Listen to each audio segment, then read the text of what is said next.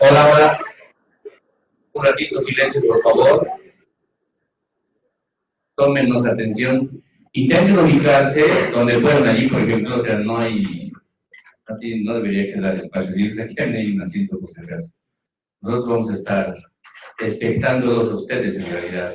Porque hoy día los protagonistas del evento son ustedes. No hay aquí charlas magistrales, en realidad. Esto no es el seminario X sobre un tema Y, no es eso, ¿no? Entonces, a ver, primero permítame agradecerles de verdad a los profesores Roque Veneros de la UNSA, el profesor Eduardo Leaño de la OPEA, a ustedes, alumnos de la OPEA, de la UNSA, a nombre de la Universidad Católica, de la carrera de Ciencias Políticas también, que nos estamos reuniendo por primera vez, además de forma inédita, ¿verdad? De forma inédita estamos logrando articular tres carreras, tres estudiantes de una misma carrera de tres universidades distintas. Que es algo súper interesante para establecer diálogos interdisciplinarios, ¿no? Diálogos interdisciplinarios, por si acaso, porque así como teníamos una regla fundamental entre nosotros, y se los dije también a mis alumnos de la Católica, no es un concurso de saberes esto, no es un concurso de barras bravas tampoco. Nadie está candidateando aquí como para ningún puesto en particular, ¿sí? Nadie. Y si hay candidatos, van a estar atrás, ¿sí? Y tienen que escucharnos a nosotros en realidad. No se trata de que les van a proponer absolutamente nada, ¿sí? Como no es un concurso de nada, de saberes ni de nada, lo que vamos a hacer es básicamente hablar de tres temas que habíamos articulado igual con sus profesores. El primero es el tema de las propuestas de los candidatos y de los partidos hoy día. ¿Cómo perciben ustedes eso? El segundo tema es cuál es la percepción que tienen ustedes de la ciudadanía, o sea, cómo la población en general percibe que hoy día estamos dentro del proceso electoral. Y el tercer tema es una evaluación del Tribunal Supremo Electoral. ¿Cómo ustedes evalúan el papel del Tribunal Supremo Electoral? ¿Sí?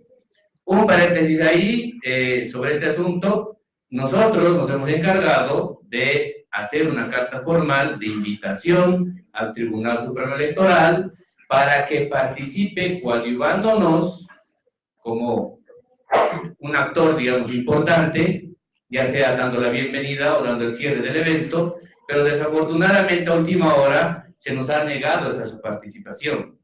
No entendemos por qué, porque de todas formas no estamos, como decíamos, en un evento en el que aquí alguien está postulando algo, ¿no? Peor siendo un proceso electoral el que vamos a vivir. Entonces, para nosotros es un signo completamente negativo y hasta algo bochornoso el hecho de que el Tribunal Supremo Electoral no haya querido participar hoy día, pese a que tenemos la carta formal entregada y no hemos recibido respuesta de ese formal, ¿verdad? Tampoco. Entonces, es un problema, ¿sí? Bueno, a ver, para entrar de una vez en materia, vamos a hacer básicamente y rápidamente un sorteo para ver el orden de las universidades que van a empezar a participar en cada tema. Empezamos con el tema ahora de la percepción o la evaluación sobre las propuestas de los partidos, ¿sí? Y de los candidatos. Entonces, según el sorteo, según el orden, nosotros nos encargamos de sacar los políticos, ¿no? Sería preferible que un representante de cada universidad pueda sacar claro. Claro. A ver, alguien de la OPEA, alguien de la UNSA y alguien de la CAT. Tiene que hablar primero de la CAT. Eso. Eso, sí. Siga.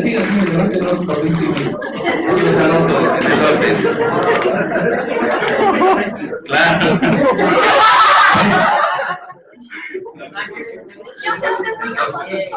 Pero era el último que había pasado. Pero está bien, pues. Ya. Ya. Perfecto. Este es el sorteo para el primer tema. ¿Sí? En el segundo tema, dentro de media hora, vamos a hacer lo mismo. Vamos a ver otra vez el mismo orden. ¿Sí? Ahora, la UNSA inicia con alguien que hable sobre este asunto y tiene entre 3 a 4 minutos para hablar. Si están llegando al último minuto, yo les voy a mostrar el cartelito para que dejen de hablar, ¿sí? Una vez que circule la primera ronda de intervenciones, viene la segunda ronda y la segunda ronda es 2 minutos máximo por persona. Sí, 2 minutos máximo por persona. Antes de hablar, por favor, se presentan su nombre completo y de qué universidad viene. Nada más. Comenzaremos. ¿Sí? La OPEA. Ah, perdón, la 11. ¿Quién va a empezar? ¿Quién va a empezar? Programas de gobierno, ¿verdad? Sí. Programas de gobierno.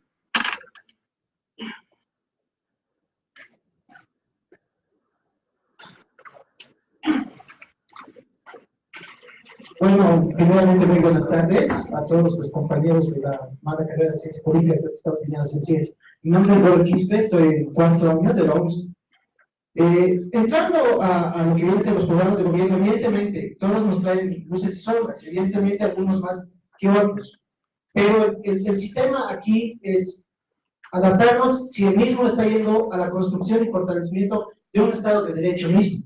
Y considero desde mi perspectiva que hay dos polos dentro de los partidos, y en énfasis entre un oficialismo que viene a ser el partido de gobierno y la oposición que va generalmente por la Alianza Bolivia Dijo No y Comunidad Ciudadana.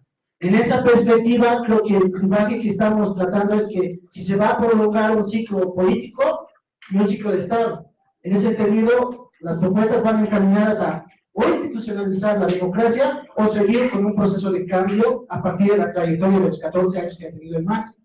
Evidentemente, en las propuestas de gobierno hay puntos comunes y puntos que van en contradicción.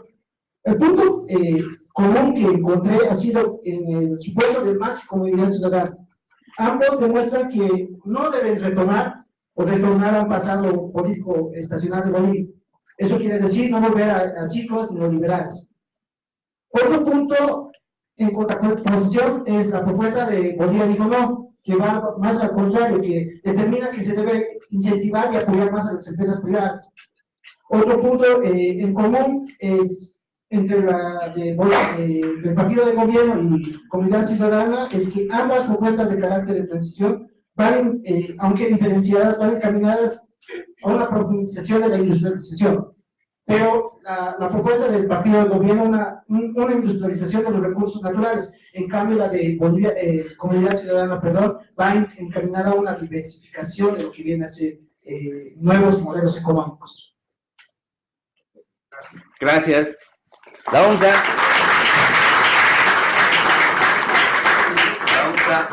¿Quién va a hablar? Ah, sí, perdón, sí. La OPEA. Aló. Gracias. Gracias. Buenas tardes a todos los docentes, licenciados, todos los docentes de las carreras. Mi nombre es Daniel Chambi Casilla, de la UPEA, en el Alto. Gracias a la Universidad Católica, como dicen la Cato, por recibirnos en sus ambientes. Al principio, y con la asignación también de nuestro docente, hemos querido hacer una revisión de los programas y los planes de gobierno. Ver punto por punto, tal vez la estructura, tal vez la forma, el diseño, o tal vez, ¿no?, algo que pueda ser diferente a los diferentes programas de gobierno. Pero después de revisar todos, en lo particular, se puede ver que en los planes de gobierno, uno es del gobierno actual, que tiene, por lo menos, ¿no?, algo que revisar. Tiene un antecedente, tiene 3 años de gobierno que sí se puede revisar y contrastar con los planes ahora, ¿no? Y el otro grupo, las otras organizaciones, ¿no?, políticas que están ahora.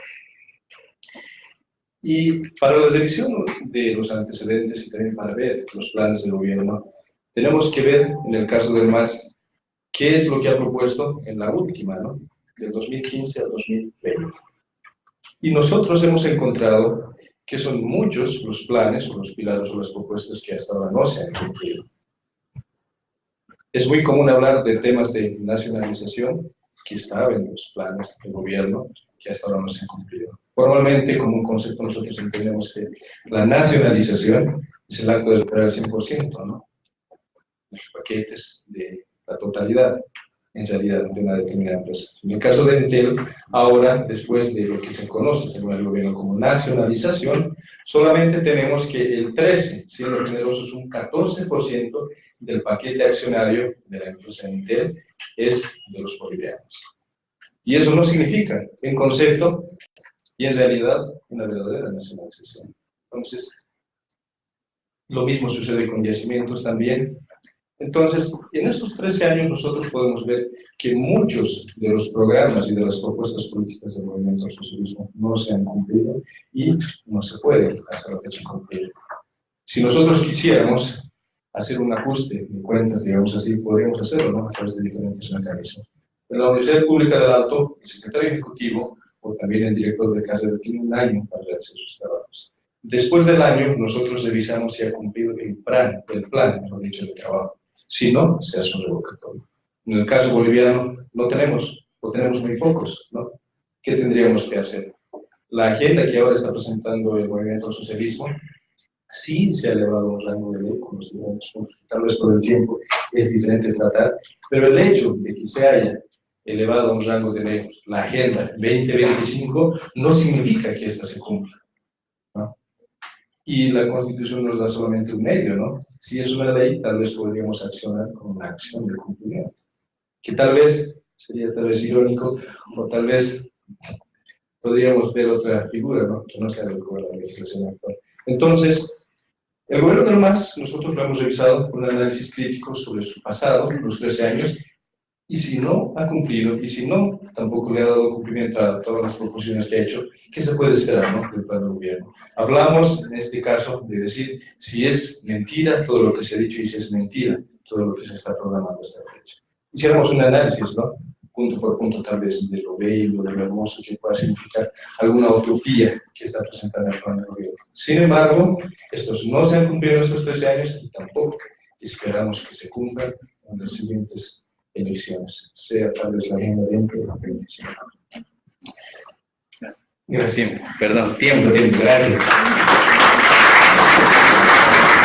La Universidad Católica.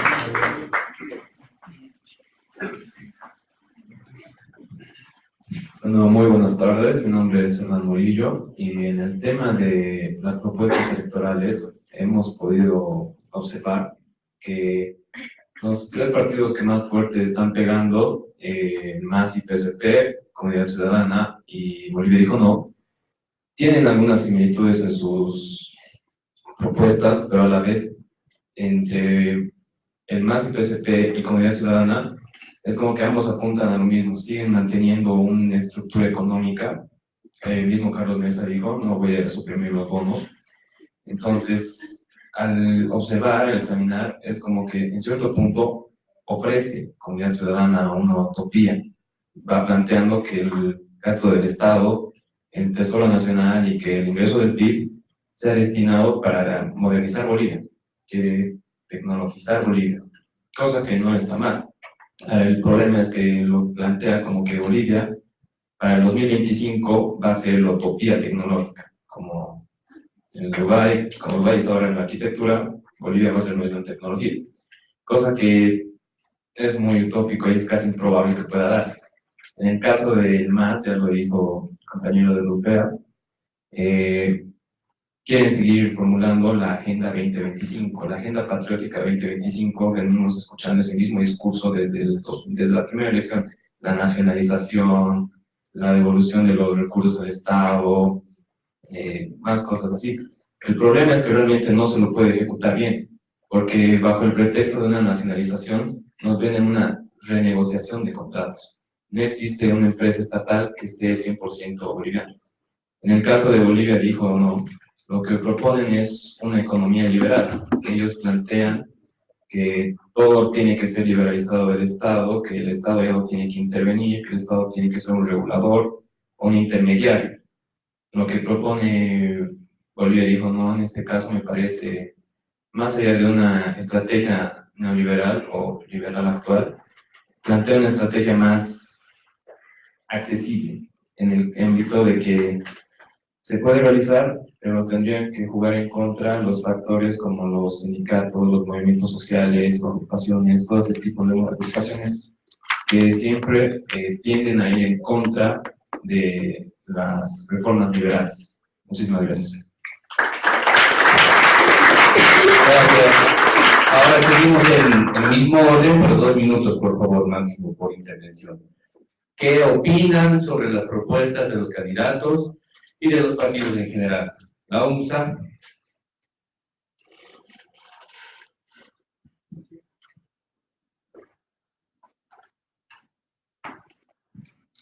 Bueno, muy buenas tardes. Mi nombre es Andrés Vera, soy de la Universidad Mayor de San Andrés, primer año de Ciencia Política. Primero, yo creo que cabe destacar el hecho de que los programas, y creo que ya se lo he dicho, son casi como entelequias, ¿no? O sea, como que todos giran sobre el eje de prometer muchas cosas que todos sabemos que son prácticamente inaccesibles, ¿no? Giran en torno a matrices típicas, digamos, como decir, cuidado del medio ambiente,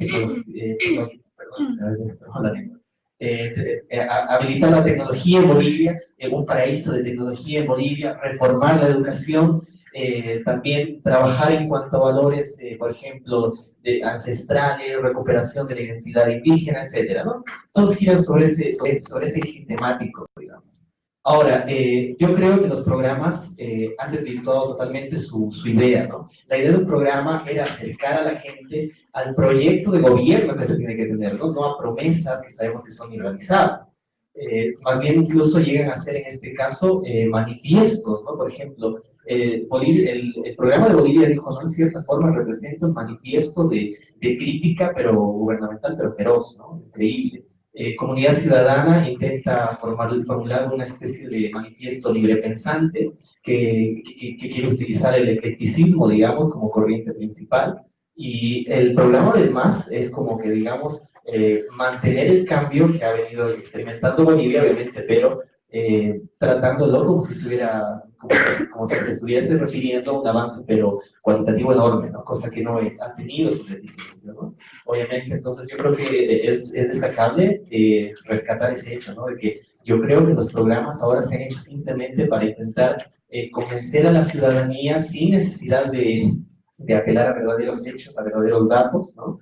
Son simplemente manifiestos para que la gente, digamos, la gente que, digamos, no tiene una formación en politología, digamos, pueda entender a qué clase de línea va a pertenecer al gobierno al que piensa votar, ¿no? Yo creo que eso es algo rescatable.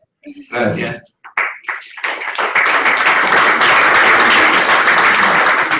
Pero aparte de tocar solamente los puntos principales de los programas, también sobre los candidatos. Puntualmente, si es que recuerdan algo, ¿no? Entonces seguiremos. La UNSA. Sí. No, la OPEA, perdón. Perdón, disculpa, viste que son dos veces. La OPEA. ¿Quién habla? Sí. Muy buenas tardes a todos.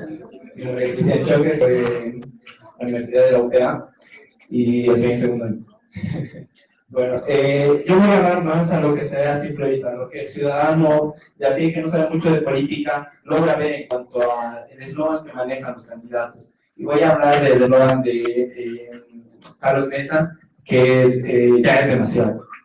Manejan ya es demasiado para decir que este gobierno está lleno de corrupción, que tal cosa, que bueno, Ahora, 21F. Tengo las manos limpias. Igual, lo mismo, la crítica al nazismo, por decirlo, que roban plata, que tales cosas. ¿Y qué es lo que maneja el eslogan del MAS? La economía. Ahora, cuando un ciudadano vaya a las urnas a votar, no va a votar pues por una persona que le prometa, no sé, mejor democracia o manos limpias, no. El ciudadano va a ir por lo seguro. ¿Qué es lo seguro? La economía. Entonces, el ciudadano de a pie, entonces se va a basar a lo que viene más fácil a la mente, a lo que le viene más fácil. La economía. Eso sería. Gracias.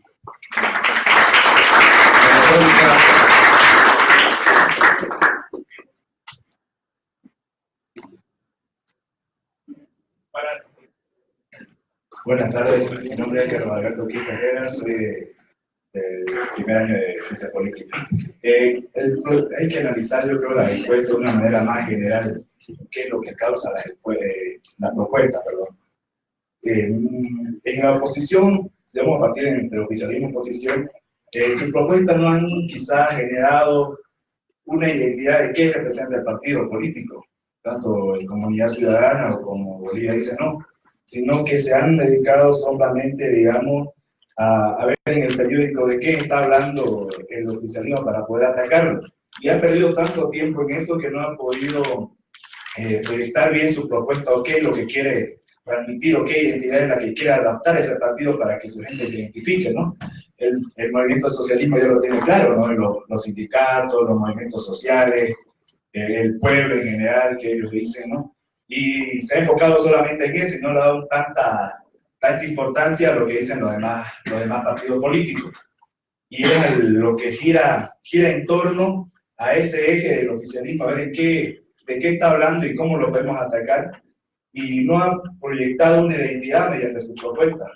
Por eso es que vemos en las encuestas, digamos, que Óscar Ortiz es un poquito y Mesa va bajando, porque no ha sabido canalizar su electorado en general, que es el 21F, y el 21F no es una identidad que represente, digamos, fuertemente a una persona, sino las propuestas con las que estos quieran llegar al poder. Gracias.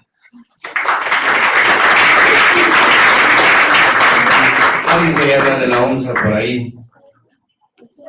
Sí, exacto. Seguimos con el mismo tema, por si acaso.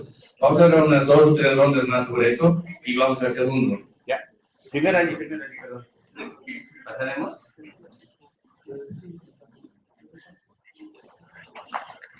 Bueno, buenas tardes. Mi nombre es Giovanna. Soy estudiante de la UNSA, de la carrera de Ciencias Políticas, primer año. Bueno, yo les voy a hablar sobre el programa de salud de los 3 principales candidatos, que son Movimiento al Socialismo, Comunidad Ciudadana y Bolivia Quizá No. Bueno, he tomado 2 similitudes de estos 3 candidatos, que es el Sistema Único y Gratuito de Salud. Primeramente, para haber hecho un sistema único de salud en el actual gobierno, primeramente debería haber empezado desde el principio, ¿no? Construyendo hospitales, equipando hospitales, habiendo buenas infraestructuras, porque según la Organización Mundial de Salud, toma en cuenta todo esto, ¿no? Y nos dice que realmente tenemos una salud, o sea, hospitales realmente ineficaces, ineficientes, que realmente no nos atienden bien. Bueno, también la Organización Mundial de Salud,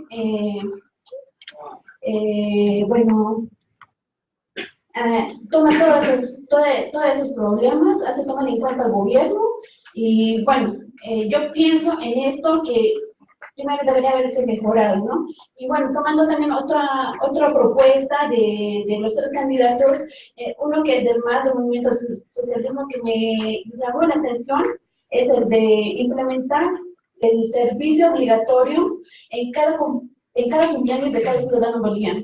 Realmente me llamó mucho esa atención, porque esto va a mejorar en la vida de cada uno de nosotros, ¿no? Y después de Bolivia dijo no, y Comunidad Ciudadana, una similitud que tienen a ambos partidos es el de controlar hospitales privados y públicos para que haya una mejor atención, porque en la actualidad realmente no hay una buena atención. Bueno, eso sería todo. Gracias.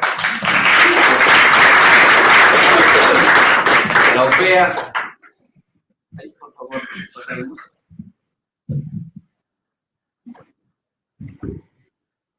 Buenas tardes a todos, mi nombre es Rodrigo Coa, soy de la Universidad de UPEA, quinto año. En primer lugar, tendríamos que analizar desde 2 puntos de vista, ¿no? Dentro de lo que es el partido oficialista, el MAS y los demás partidos. Hay 2 tipos de propuestas que yo he podido observar. Uno es económico, uno es político. En el principal lo podemos ver, lo económico lo plantea MAS, ¿no? ¿Con qué? Con las obras, las canchas, más cosas que nos quieren lavar el cerebro a nosotros. Y nos están lavando, y nos están convenciendo a nosotros. Segundo, lo político. Lo político podemos determinar en qué. Todos los partidos de la oposición atacan, diciendo ¿con qué? Hay más corrupción, hay que reestructurar la justicia, hay que... Ya basta, ¿no? De todo lo que es esto. Los demás atacan todo lo político, todo lo que es con hacer caer a lo que es el partido del MAS, ¿no? Siempre van a poder esto, siempre va a haber esta diferencia, porque son oposiciones de ambos lados, ¿no? ¿Por qué? Porque uno tiene que hacer respetar lo que es la posición, la posición de cada partido, la posición de cada partido, de cada partido político. ¿Por qué? Nos tiene que convencer a nosotros. Esta es la idea de las 2 propuestas claves que nosotros podemos observar dentro de lo que es en estas elecciones que podemos hacer. Gracias.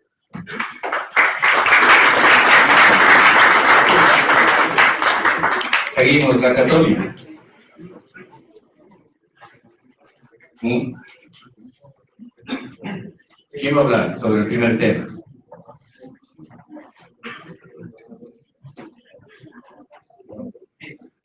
Bueno, buenas tardes. Mi nombre es Federico Zamora, tercer año de Ciencias Políticas y Relaciones Internacionales acá en la Universidad Católica Boliviana. El comentario que agarra uno cuando ve, digamos, las propuestas es, en primer lugar, claro, uno no puede proponer necesariamente todo lo innovador, todo lo revolucionario, ¿no? Tú ves en redes sociales y le dicen al pobre Lema, wow, sí, tú propones cosas diferentes, wow, diferente. Diferente le alcanza para el 0,4% de la votación. Bravo. Pero entonces, ¿qué ocurre? Propone lo que está en boga. Propone lo que todo el mundo quiere escuchar. Propone lo que ya nos han calado en estos 3 años de gobierno. Es decir, nadie ha dicho, sacaremos el Sistema Único de Salud y te voy a dar otra cosa. No, lo voy a mejorar, lo voy a mantener, el tema de bonos, porque está calado dentro de nuestra sociedad. Y hay grupos sociales bastante fuertes que no lo aceptarían ese cambio radical. ¿Me entienden? Radicalismo en Bolivia no está dando. Ese es el detalle. Por eso sus propuestas apuntan a aquello. Gracias. Última ronda sobre el tema de los... Después podemos volver si quieren alguno de los temas que les llamen más la atención. Todos levantar la mano antes. Entonces, para el segundo tema. Porque viene... Sí, exacto. Pero viene ahorita primero de la UNSA. ¿Los dos son de la UNSA? De no, de dos levantado antes. Sí, por orden. Muy buenas tardes, mi nombre es Carla Andrea Chávez, soy del primer año de la Universidad de San Andrés, de la carrera de Ciencias Políticas. Dentro de las propuestas económicas que encontramos de los partidos políticos, como todos han hablado, el auge, que bueno, el normalmente las propuestas que proponen más, movimiento al socialismo, es la parte económica. Su base es la estabilidad económica, la bolivarización, que todos podemos consumir los productos, a disminuir el precio de las importaciones. Y esto dado por el tema del tipo de cambio. Si nosotros analizamos esta situación, sí o sí los partidos van a tener que devaluar la moneda, lo cual va a generar una crisis. Y todos vamos a decir, es por culpa del cambio del gobierno, o si se llega a mantener el MAS, van a decir, no, es que es una propuesta necesaria para hacer el crecimiento de nuestro país. Pero tenemos que también tomar en cuenta que varias de las propuestas sí o sí van a tener que mejorar esta base productiva. ¿Y cómo? Van a tener que evaluar el tiempo de cambio para mejorar el lado de las exportaciones. Otro dato que también tenemos que tomar en cuenta es que ninguno de los partidos políticos está diciendo sobre qué sector van a querer trabajar. Unos dicen, no, vamos a mejorar la industria. Perfecto, ¿qué industria vas a querer mejorar? Efectivamente, la industria aporta con un 0.22%, no, 0.90 puntos porcentuales al PIB. Pero el sector que más ha crecido durante los últimos años ha sido el sector agropecuario con 0.22 puntos porcentuales con respecto al PIB. ¿Qué nos quiere decir esto? Mientras los partidos políticos se están basando en decir, no, vamos a mejorar el sector de manufactura, el sector industrial, no están observando la realidad económica de nuestro país, el sector agropecuario. Y también quieren tomar y hacer como que toda una homogeneidad respecto a la productividad de estos países. Nuestro rendimiento por hectárea es 5 veces menor que otros países como Perú, Chile y Ecuador. ¿Cómo vamos a querer competir con respecto a estos países si nuestra competitividad ha reducido hasta un 30% por el tema del tipo de cambio que se ha llegado a mantener durante este tipo de gobierno? Considero yo que los partidos, en vez de decir o sea, es como que proponen a la deriva, no están analizando la realidad boliviana. Y mientras sigamos así, vamos a continuar con el mismo gobierno que entra y sale, se enriquece y no se nunca ningún desarrollo para nuestro país. Gracias. Seguimos con la europea. Sí.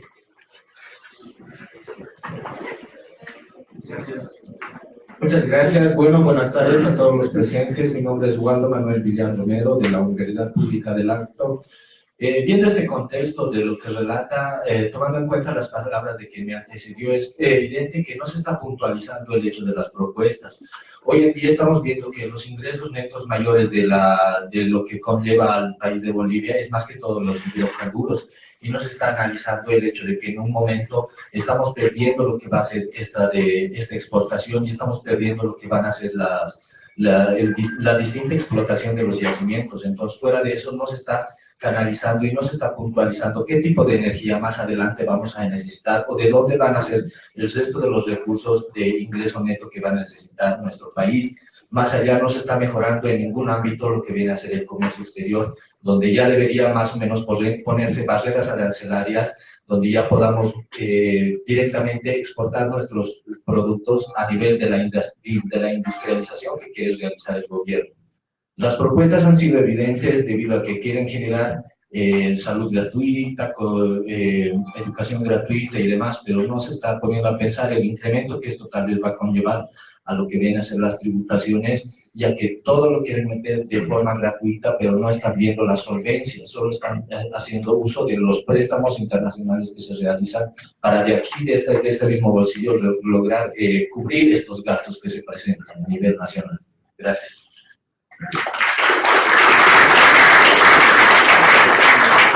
Y la última es de la Católica.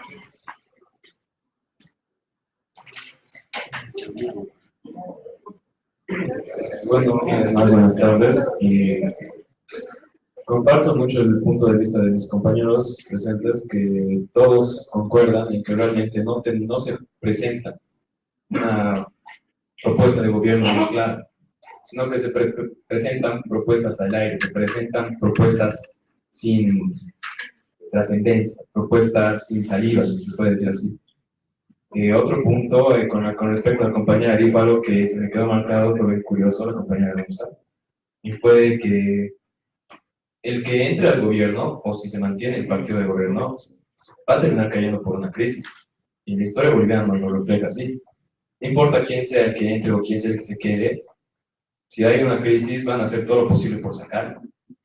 Entonces, si realmente los partidos de gobierno tienen que evaluar, ese partido va a pasar de su popularidad, si es que gana, a ser un partido completamente impopular, y eso se va a reflejar en las siguientes elecciones que tenemos, que son las elecciones municipales. Muchas gracias. Ya, pasamos al segundo tema entonces, por favor. El segundo tema tiene que ver con la percepción de la ciudadanía. Luego, al último, nos debemos ya en la última vuelta, porque si no, no va a alcanzar tiempo. Puedes ir lo mismo, es decir, tu intervención con la percepción, pero te hablando primero, en realidad, después, ¿ya? Por favor, si no, no nos va a alcanzar tiempo. ¿Ya? Entonces, un representante de cada universidad, por favor, para el sorteo, otra vez. Alguien de la Católica, alguien de la UNSA y alguien de la UPEA. Para que no sea en el mismo orden, ¿sí? Digamos, sí, ir intercambiando. Un papelito.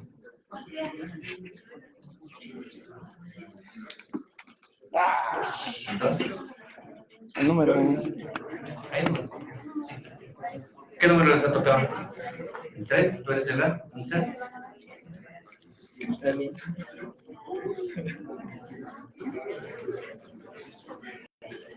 Ya. Comenzamos entonces la percepción sobre la ciudadanía del proceso electoral. Y comenzamos con la UPEA. ¿Quién va a hablar primero? Tienen entre 3 a 4 minutos, por favor, ¿ya? Muy buenas tardes, mi nombre es Gabriela Mérida Calcey Fernández, soy de la Universidad Pública del Alto, del cuarto año. Tocando lo que son las percepciones de la ciudadanía respecto a estas elecciones del 20 de octubre, prácticamente la ciudadanía lo ve así. Se ve la oposición contra el gobierno de turno, que es del MAS. Este gobierno de turno, que ha durado prácticamente 13 años, quiere extenderse hasta lo que es el 2025. Por primera vez se ve que la oposición, de todas las oposiciones que hay, solo una le hace frente en 13 años. Y esto precisamente es por su líder, Carlos Mesa, que está con el Partido de Comunidad Ciudadana. Porque se ve que el otro tanto de las oposiciones, hay una, ¿cómo les digo? Hay una división que por ser de un sector de un partido no le hacen frente a lo que es el partido del MAS, que está del turno, ¿no? Y esto se ve a través de las encuestas. Las empresas como Mercado y de muestras, Vía Ciencia, Ipsos, en todas las encuestas que han sacado, prácticamente la ciudadanía tiene sus ojos en 3 partidos. El gobierno del MAS, Comunidad Ciudadana, y lo que viene a ser Bolivia dijo no, que es con su participante Óscar Ortiz. Pero está muy lejos de las dos posiciones. El MAS, actualmente, en las últimas encuestas que han sacado, va bajando. Estaba con el 36%, ahora está con el 34% de la aceptación de la población, ¿no? Seguido de eso viene lo que es Comunidad Ciudadana, que le viene siguiendo con un 27% a su cabeza de Carlos Mesa. Se debe ver desde el liderazgo.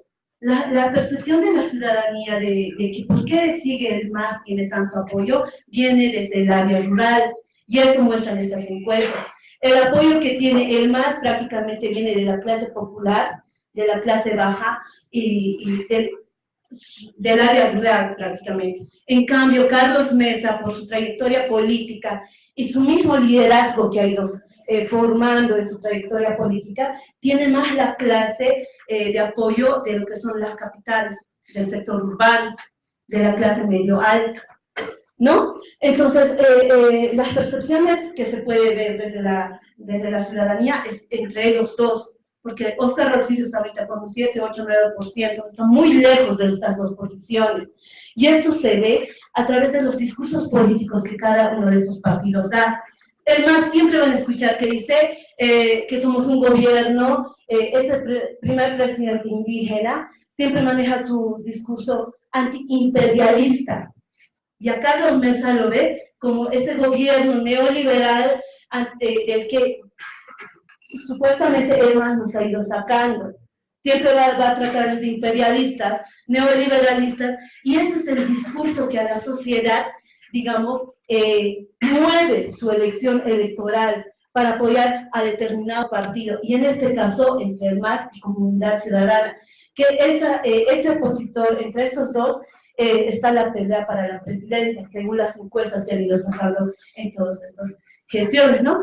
Otro factor que mueve esta movilidad política, ¿por qué va bajando? Porque el electorado un rato apoya al MAS y posteriormente baja esa preferencia y apoya a otro partido político, precisamente por los hechos que se están suscitando.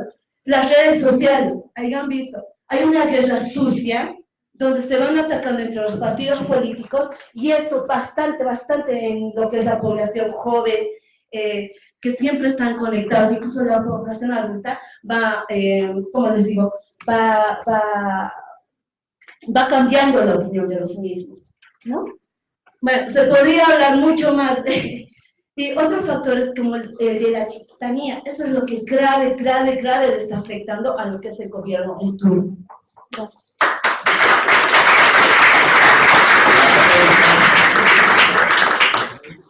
Viene ahora la UCD.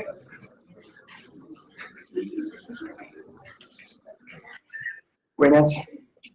Yo voy a leer algo que he preparado, creo que va a estar mejor y más directo y claro. Así que, bueno. Mi nombre es Joaquín Flores Sosa y empiezo. Nunca en todos estos últimos años tuvimos un escenario electoral tan volátil, ¿no? Es una elección particularmente interesante, pues arrastra un hecho que condiciona tanto al oficialismo como a la oposición. Esto es el referéndum del año 2016 y su posterior anulación. Y esto está íntimamente ligado a un tema profundo en cualquier lugar del mundo, porque está asumido como un bien estructural. Este bien estructural es la democracia. La democracia que se ha vuelto un indicador, que duda cabe, de otros temas que parecen derivar directamente de este tema, como corrupción, seguridad, libertad de expresión, incluso economía. Muchos de estos temas se miden por el nivel democrático que existe. Por tanto, debemos preguntarnos cuál es la percepción en Bolivia de la democracia, cómo la cultura política está significando este tema. Entonces, ¿cómo así gestionar este tema en este ambiente electoral por los partidos y por los candidatos? Es esencial entender eso primero. Si vemos el voto desde un nivel colectivo, tal vez desde la geografía electoral, cómo Oriente y Occidente entienden la democracia. Si existe un voto racional desde la sociedad, desde la sociedad científica hemos procurado que así sea. Ahí está el tema del comparador de votos, eso vale la pena mencionarlo. ¿Cuáles son los costos y beneficios? ¿Ellos están relacionados con la democracia? Si se ven rasgos dictatoriales en el oficialismo, ¿estos se aplacarán democráticamente? ¿Qué candidato es más capaz de hacerlo? ¿Cuál es la posición más adecuada? ¿O cuál es la oposición real? Esa es la pregunta que nos va a guiar. Lo cierto es que, y esa es mi opinión, no existe hoy una pugna ideológica. Estamos ante una pugna entre causas y percepciones. Yo sostengo que tanto desde el oficialismo como desde la oposición no existirá un giro a la derecha como hemos estado viendo en Brasil, ahora último en Argentina, en Chile, sino me parece que hay algo curioso que va a haber, es una cosa muy particular, que va a haber un giro al centro político. Es una cosa, a mí me parece, digna de profundizarse en ese tema.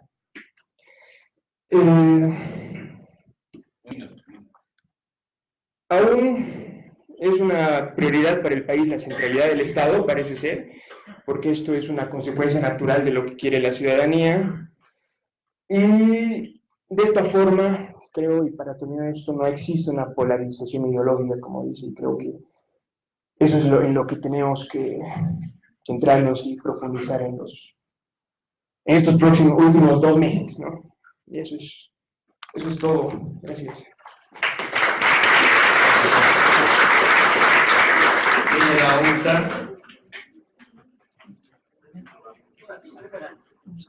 Ahí.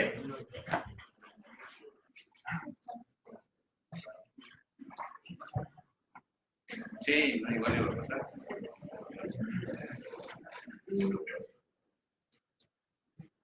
Buenas tardes. Buenas tardes, mi nombre es Jody Michelle Bautista Villarruel, estudiante de segundo año de la UNSA. Con respecto a la percepción ciudadana, tomamos en cuenta las empresas y las estadísticas de estos últimos tiempos.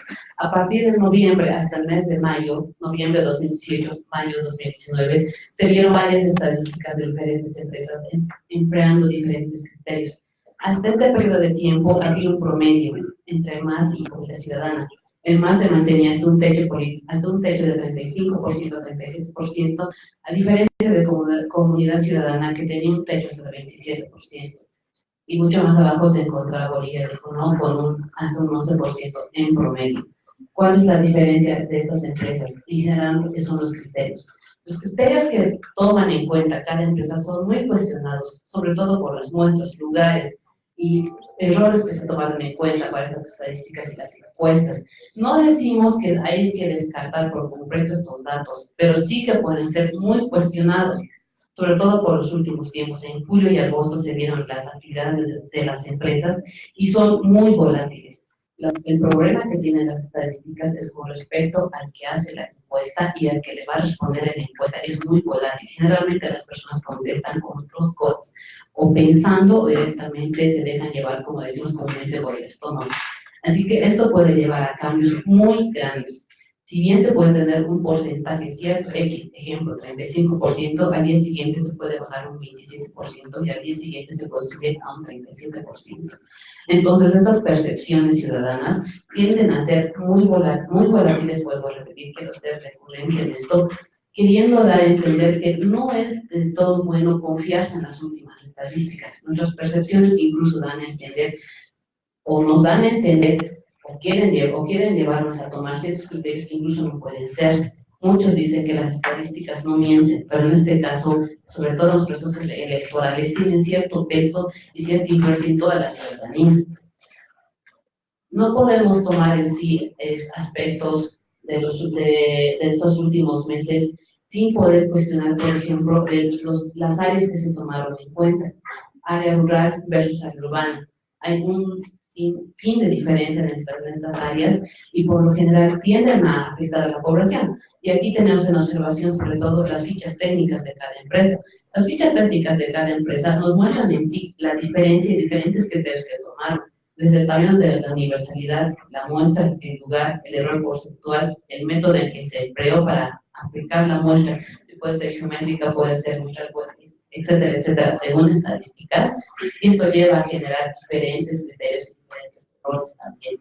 Por lo general, las percepciones, cuando llegan a medirse en números y en porcentajes, tienden a tener esos errores y esas fallas. Mercados y Muestras fue la única empresa hasta ahora que dijo en cierto dato, hay errores en las encuestas. La única que se molestó en un artículo, entonces tomar en cuenta que hay errores. Otras empresas sí dijeron que hay error, pero no tanto como Mercados y Muestras, que es lo único básicamente que se podía calcular con error.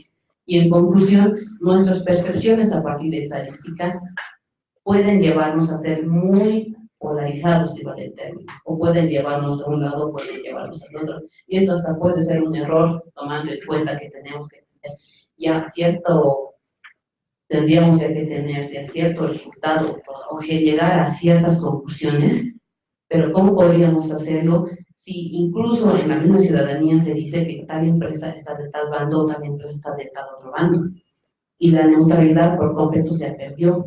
Entonces, en esto hay que tener mucho cuidado con respecto a respetar la percepción del ciudadano. Gracias.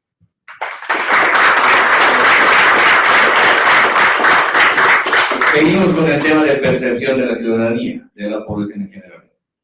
Volvemos entonces a la ronda, la OPEA. Sí.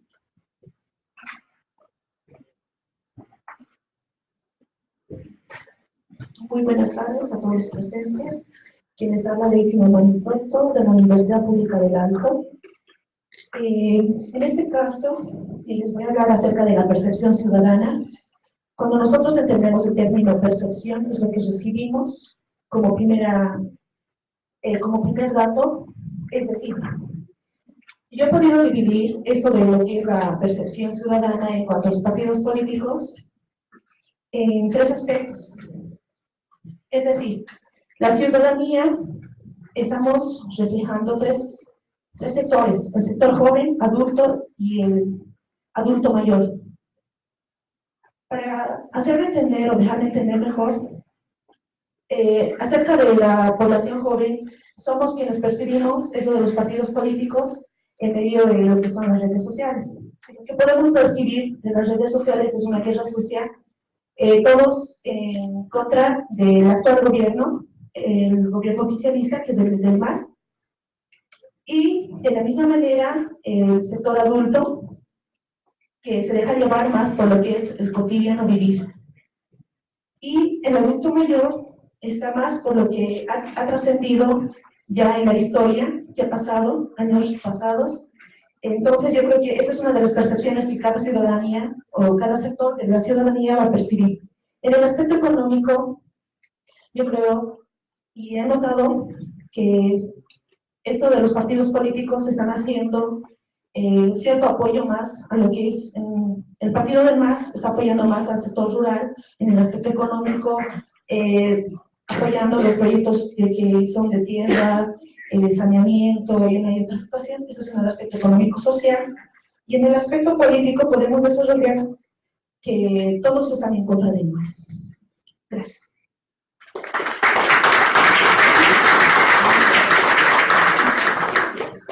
Ahora viene la católica.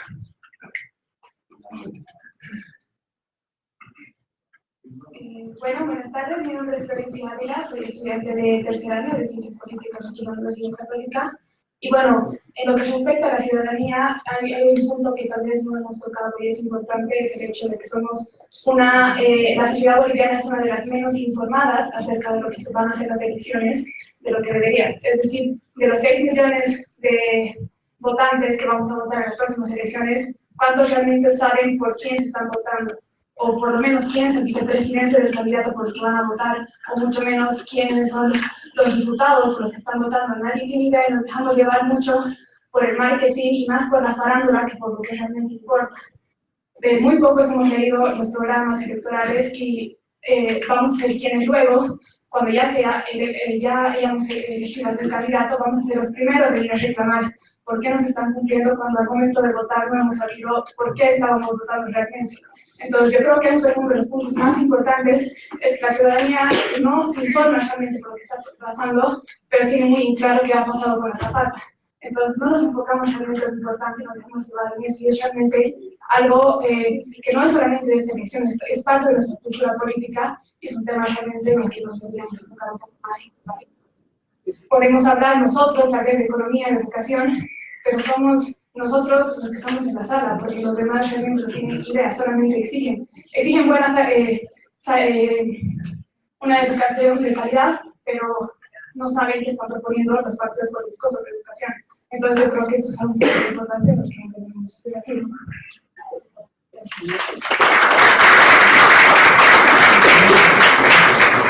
Para que no me equivoque, lo vamos a... ¿No quieres participar? Sí, después, vamos a hacer una excepción, por favor, estaba esperando hace rato, Vamos a hacer el doble cortito ya. ¿Cómo te cuesta hacer hablar en clases? Ok. Bueno, mi nombre es José Vega, vengo de la Universidad Mayor de San Andrés, y lo que voy a hablar es sobre parte de los programas y las soluciones que se tienen contra la corrupción actualmente. Primero tenemos el Partido del Movimiento Socialismo, que nos propone que se va a combatir la corrupción de una manera implacable, cero tolerancia a la corrupción, basándonos en los principios fundamentales, como lo llaman, como el Amayuya, Amasúa, Amaqueya, en los cuales se dice que no se va a ver más los trámites ilícitos empresariales. Por otro lado tenemos a Comunidad Ciudadana, la cual nos propone un registro de los 12 años que se ha tenido en el gobierno, mediante al estilo de vida que ha habido actualmente, un registro de la forma en la que se ha gastado el dinero de los 12 años que se ha tenido el presidente Evo Morales Ayma. También nos propone la participación ciudadana, la cero tolerancia.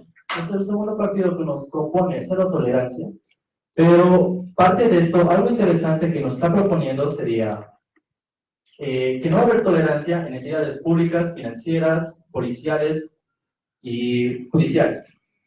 En tercer puesto tendríamos a Bolivia Dijo No, la cual también nos propone el servicio civil de las personas. Por otro lado, el castigo a ejecutivos funcionarios en el área pública y una reforma del Estado. Yo creo que esto será modificar la Constitución Política del Estado, como se ha dado en el 2009.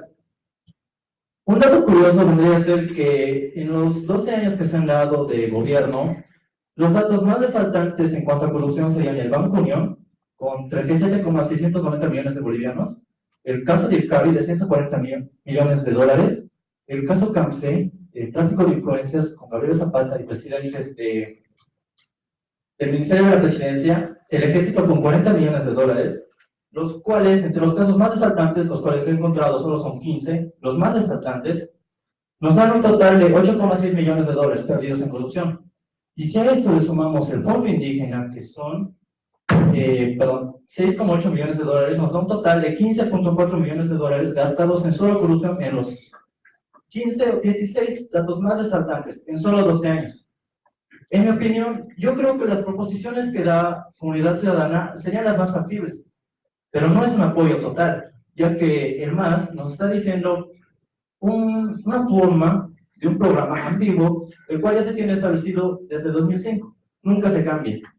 Y por el otro lado, Bolivia Dijo No se inclina más por castigo a entidades públicas y no nos da una visión general de lo que se podría tener. Gracias.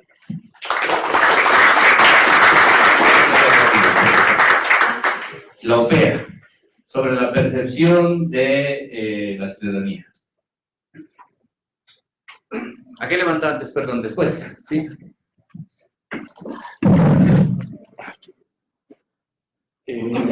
Tomando la pregunta que era la percepción que tiene la ciudadanía con lo que he escuchado con el Tribunal Supremo Electoral, es fácil. La percepción que tiene la ciudadanía es la desconfianza.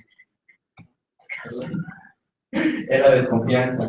¿Por qué? Por el simple hecho de la habilitación de los candidatos del movimiento al socialismo, que es ilegal y antidemocrático, pisoteando nuestra constitución política del Estado.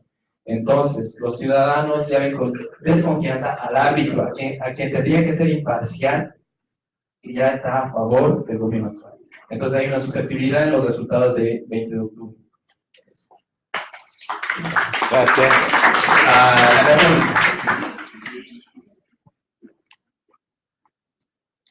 Muy buenas noches a todos. Yo soy Esteban Guillén, Universidad Católica, cuarto semestre. La percepción de la ciudadanía, yo creo que, bueno, más que todo se va a basar en un interés sentimental. Para nosotros es fácil agarrar y decir que la racionalidad va a primar en toda la ciudadanía, pero no es cierto, nos vamos a dejar guiar por lo más sentimental. Otro rasgo que va a afectar mucho es la identidad, pero ya no es una identidad racial, es una identidad política, ¿no? En este caso, Bolivia dijo no, que quería usar el F-21 como identidad, ha sido, a mi parecer, un relativo fracaso porque quedó más como un proyecto de Oriente, no llegó a integrar la parte que es acá occidental, ¿no? Así que, ¿qué queda? La gente que no se identifica con este proyecto, más que todo de la Unión Nacional y de Partido Demócrata, se va con Carlos Mesa y se forma una especie de guerra caudillista en lo que es Carlos Mesa y Evo Morales. Como siempre hemos dicho y siempre estamos pensando, ¿no?, que son las mismas propuestas, las ideas son sí muy similares, lo que de hecho va a sobrepasar esto es el sentimentalismo, ¿no? Ahorita lo que es importante es todo lo que pase estos meses, porque la acción que tome cada candidato va a afectar a la totalidad de cómo va a votar la población ese mismo día. No es una cuestión de lectura total de las propuestas políticas y tampoco es una de identidad política, porque vemos que eso ha fracasado con lo de Bolivia y bueno, muchas gracias.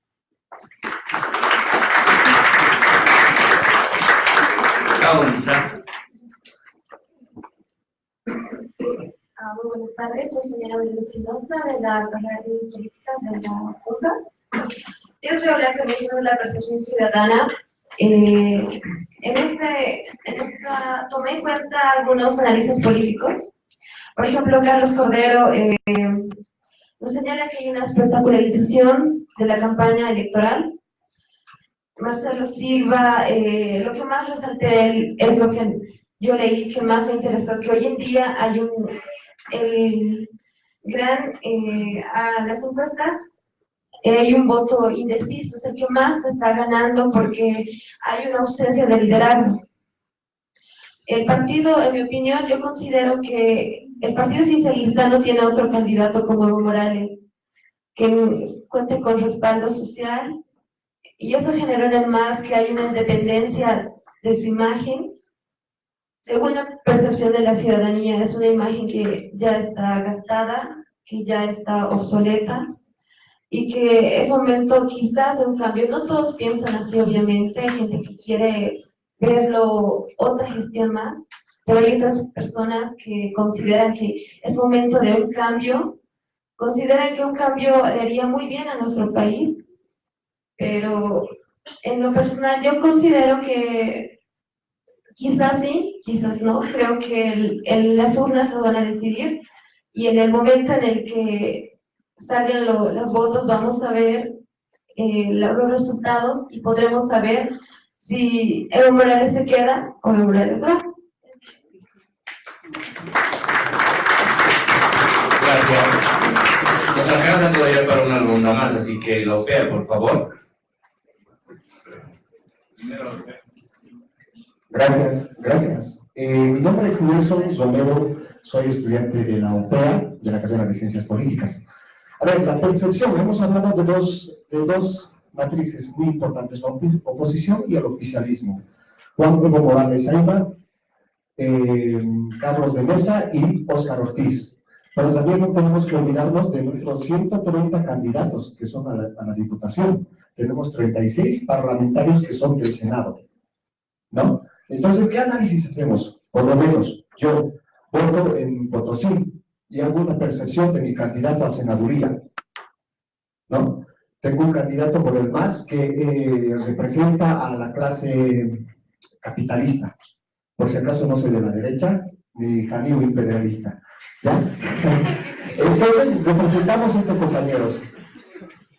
El MAS tiene un candidato que es repetitivo, ha sido candidato por el MNM, por el MIR, y lo mismo pasa aquí en La Paz. Un senador que está manchado tal vez de corrupción. Entonces, ¿qué decimos la gente? Yo por lo menos percibo y digo, no, esta persona ya es muy vicioso, ha sido político repetitivo, 3 veces candidato, 2 veces parlamentario, y una vez más, no, dudo mucho, mi voto no va a ir por el MAS, ¿no? Me gustaría, evidentemente no lo voy a negar, 2 años he votado por el MAS, pero esta creo que ya no, ¿no? Entonces ahora vamos a esto, compañeros, ¿qué va a ir a esto? Para terminar. Hay dos puntos muy importantes aquí, creo que los compañeros de la católica, porque cuando decimos cato en quechua significa viejo, ¿no? Entonces, la católica decía, ¿no? Tenemos 36% que tenía que le va a dar tanto de Morales a Carlos de Mesa. Nosotros pensamos muy distinto ahora. Son 3 puntos que lo llevan, ¿no? Carlos de Mesa está con 3 puntitos. Todo mucho, yo pienso que está ahora con el 10%. Porque ¿cuál ha sido la percepción de esta gente? De toda Bolivia, de los 9 departamentos, ¿será el tema del TIMBIS? Tenemos que hacer un análisis. ¿O serán los candidatos? Candidatas, yo aplaudo a las mujeres porque las mujeres son la población más votante en Bolivia. El 38%, perdón, el 40% de las mujeres sí van a estar en las urnas. Los hombres cada vez más nos quedamos poquitos, ¿no? Entonces, estos compañeros, yo les digo, creo que lo más importante son aquí los candidatos, aparte de los 2 presidentes que están viendo ahora como pilar fundamental, los 2 candidatos primordiales que son Evo Morales Ayla y Carlos de Mesa. Eso es, licenciado.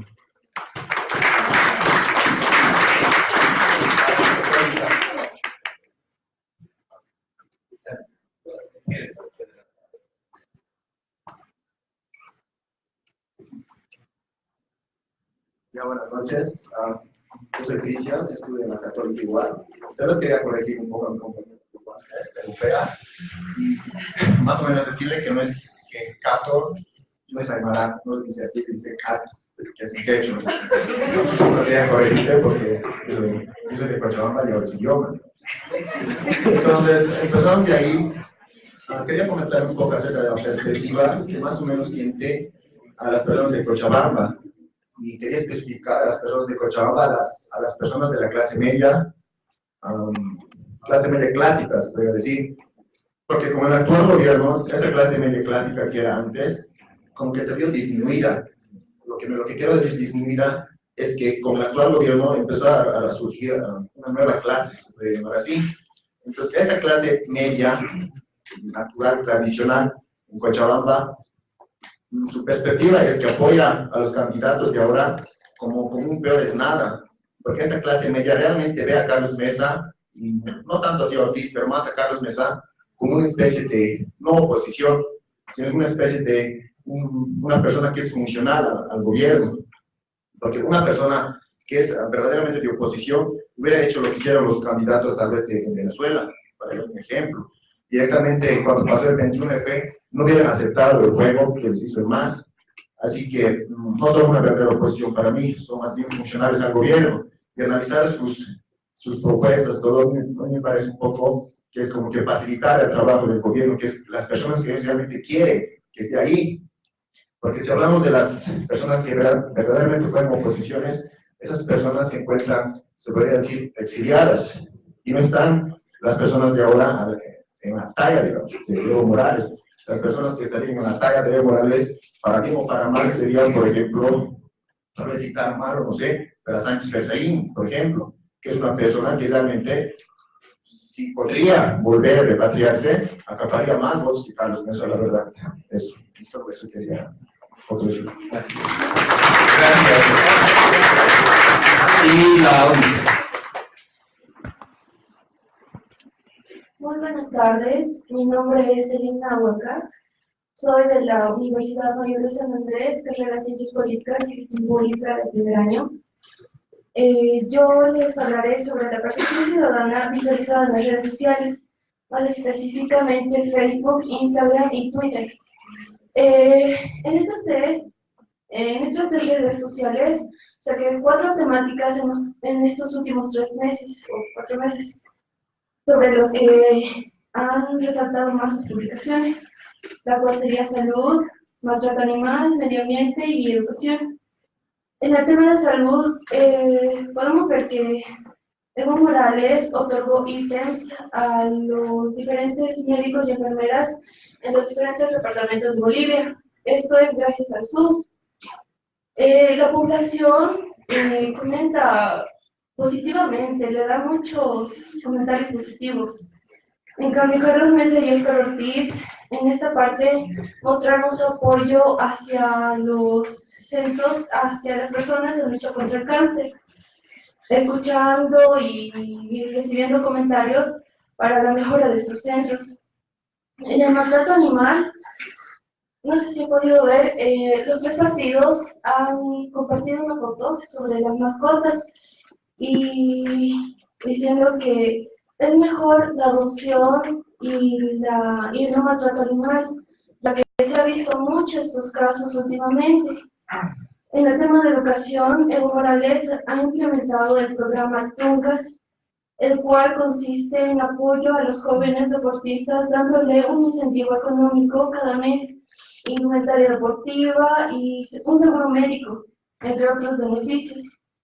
Esto ha cambiado la perspectiva que tenían de él, de la población que tenía de él, porque todos, más antes recibía comentarios negativos que el fútbol no es el único deporte que apoya a los jóvenes emprendedores en esta área.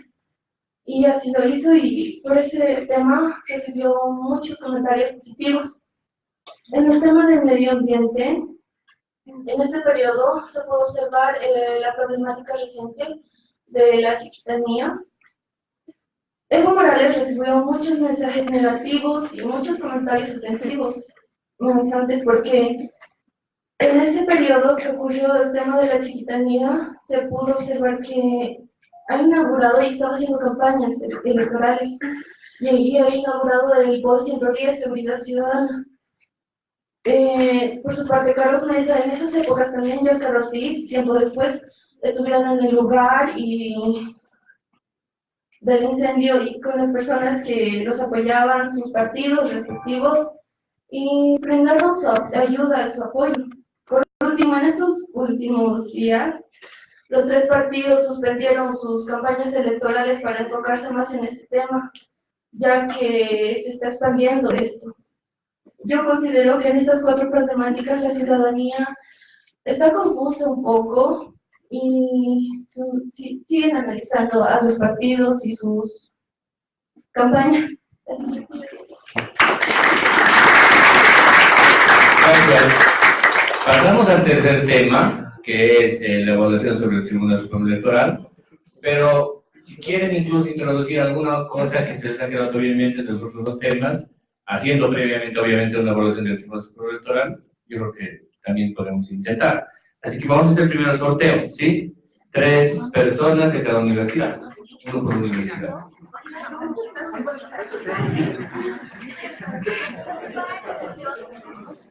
Yo soy el plan. 2. 2 es 15, ¿verdad? Ah, no. Tú eres UPEA, ¿verdad? Sí.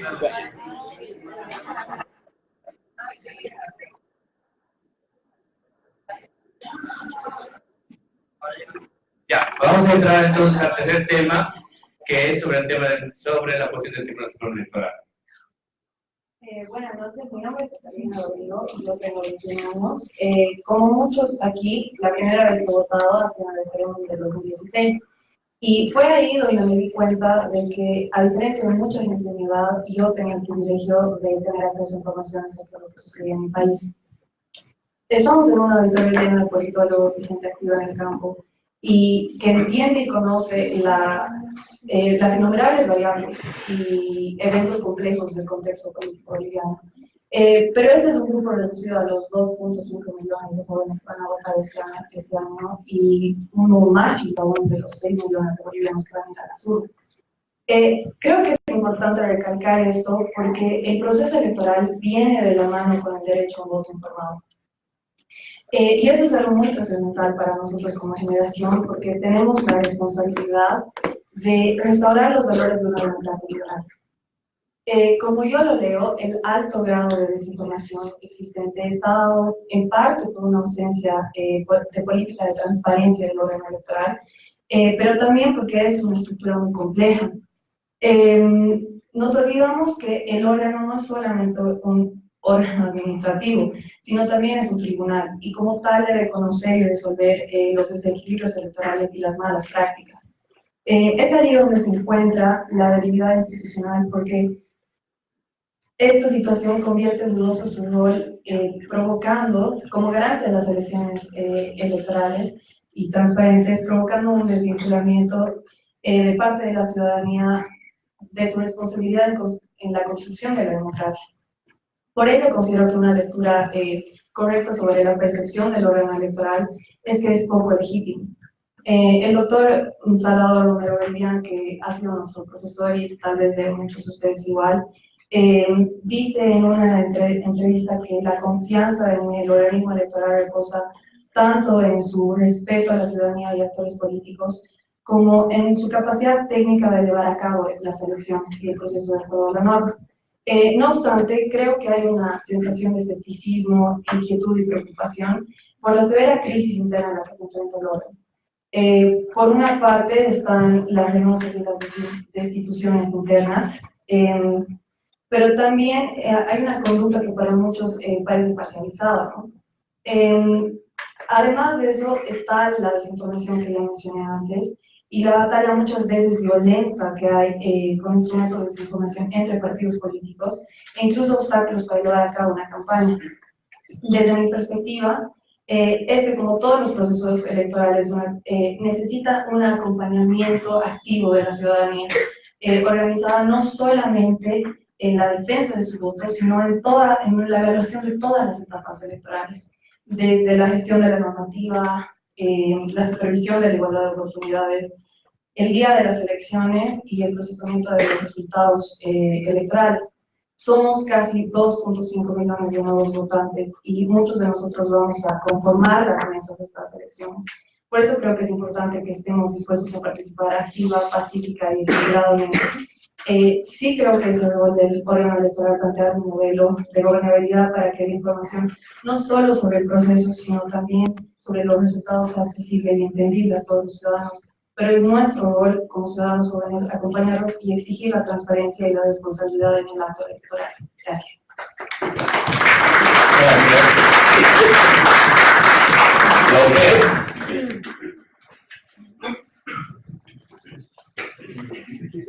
Muchas gracias. Primeramente, quiero agradecer a los organizadores de este magno evento, que, bueno, es un privilegio estar acá presente. Mi nombre es Alejandro Mérida, soy de la Universidad Europea, de quinto año. Bueno, para realizar un análisis político, un análisis dogmático, tendríamos que hacer primero identificar todo el proceso diacrónico de la institucionalidad del órgano electoral. Tenemos que saber cómo ha nacido, cómo se ha fundado, cómo ha evolucionado. Hay 4 etapas principales. Empieza su nacimiento con el que todos sabemos, la Corte Nacional Electoral, en el año 56, que paradójicamente se lo forma meses antes de llevar unas elecciones nacionales. Esto conllevó a que los partidos políticos tengan una fuerte representación de este órgano electoral. Como representación, ponían a las máximas autoridades, a las hegemónicas, a las más altas autoridades, para que puedan cumplir roles muy importantes. En esa época existía la democracia pactada, donde entre partidos políticos decidían quién iba a ser presidente. Esto ha ido cambiando en el transcurso del tiempo y se puede decir que la democracia en estos momentos ha ido evolucionando acorde a la tecnología. Quiero recordar con la enseñanza de nuestros docentes, que se realizaba un solo voto, en un solo día se elegía al presidente, se elegía a los diputados, senadores, también concejales. Entonces, en un solo día se tenía que realizar eso. ¿Cuánto tiempo conllevaba?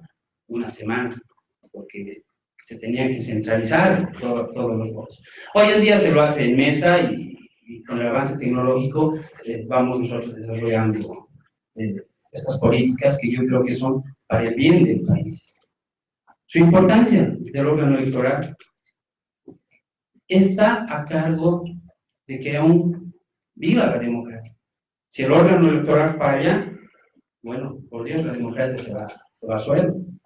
Entonces, partiendo de ahí, se ve una crisis.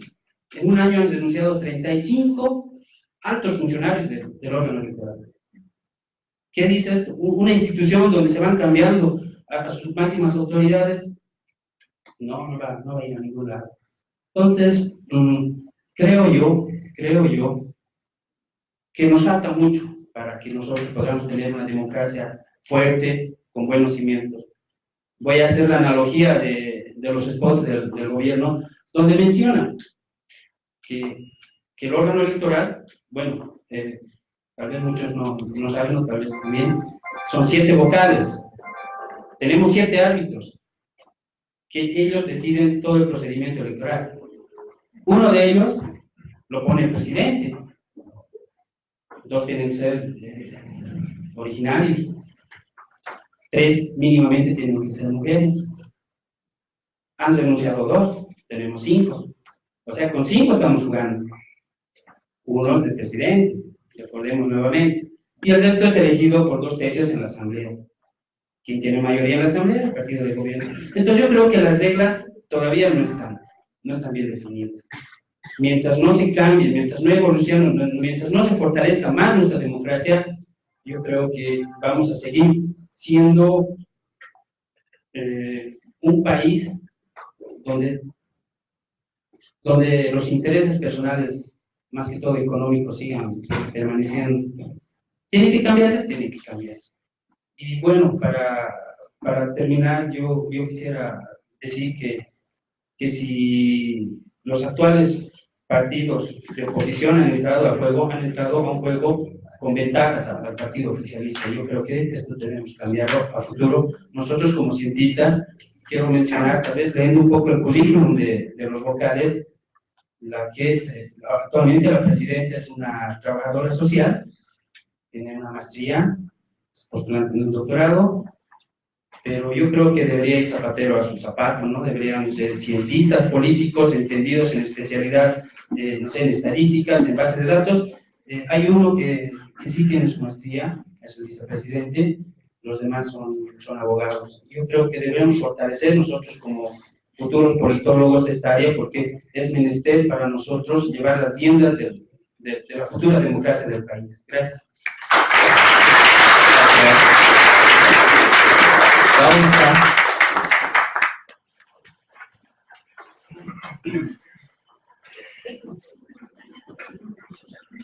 Buenas noches a todos los presentes. Mi nombre es Jonathan Elion, soy de la Universidad Mayor de San Andrés, y el tema que voy a hablar es el desempeño institucional del Tribunal Supremo Electoral referente a las elecciones primarias. Como ustedes recordarán, el 27 de enero del presente año se llevaron a cabo lo que son las elecciones primarias para definir las fórmulas políticas de los binomios presidente y vicepresidente, en la cual se presentaron 9 partidos. Dicha elección se realizó en virtud de la Ley de Organizaciones Políticas, en los artículos 29 y siguientes, que establecen la obligatoriedad de la realización de las elecciones primarias previa a las elecciones generales del 20 de octubre. Ahora, surgieron ciertos hechos controversiales en ese entonces. Por ejemplo, tenemos la posición de los vocales Sandoval y Costas, que ellos alegaron y demostraron que no deberían realizarse las elecciones primarias porque era un gasto innecesario de recursos. ¿Qué hizo el Tribunal Supremo Electoral? ¿No? El Tribunal Supremo Electoral, en virtud de estas posiciones diferentes dentro de la institución, debería haber emitido una resolución de propuesta de modificación de la Ley de Organizaciones Políticas al Legislativo, pero no lo hicieron. ¿Por qué? porque primaron los intereses del oficialismo, ¿no? Que querían conseguir determinados fines. Podemos mencionar entre ellos algunos que querían conocer las candidaturas de las fórmulas políticas de los partidos políticos de oposición para planificar lo que es su campaña. Segundo, buscaron la separación dentro de los partidos políticos de oposición a través de esta supuesta democracia interna, ¿no? También tuvieron la intención de distraer la atención de lo que sucedió en el 21 de febrero para focalizar esta atención en la organización interna de los partidos políticos. Y por último, buscaron legitimar el binomio Evo-Álvarez. Surgen también otro tipo de disposiciones del Tribunal Supremo Electoral, como antes lo había mencionado, lo referente a las renuncias, ¿no? Tenemos la de Edwin Rodríguez, Jaime Paz Zamora, que en una primera instancia el Tribunal Supremo Electoral no va a aceptar tales renuncias. ¿Por qué? Por lo que está dispuesto en la ley de organizaciones políticas. Pero que posteriormente sí aceptan estas renuncias en virtud de la ley 026 del régimen electoral, ¿no?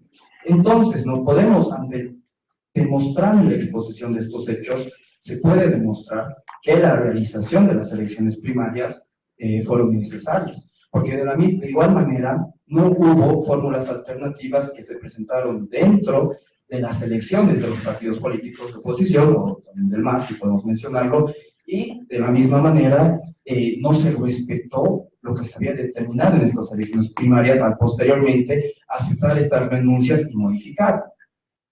En conclusión, la realización de las elecciones primarias fue innecesaria.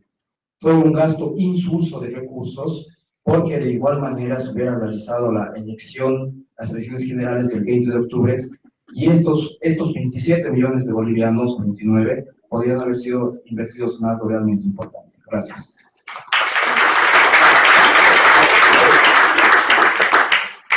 Abrimos entonces primero la católica. Primero la UCB. ¿Sí? Tengo una charla a todos.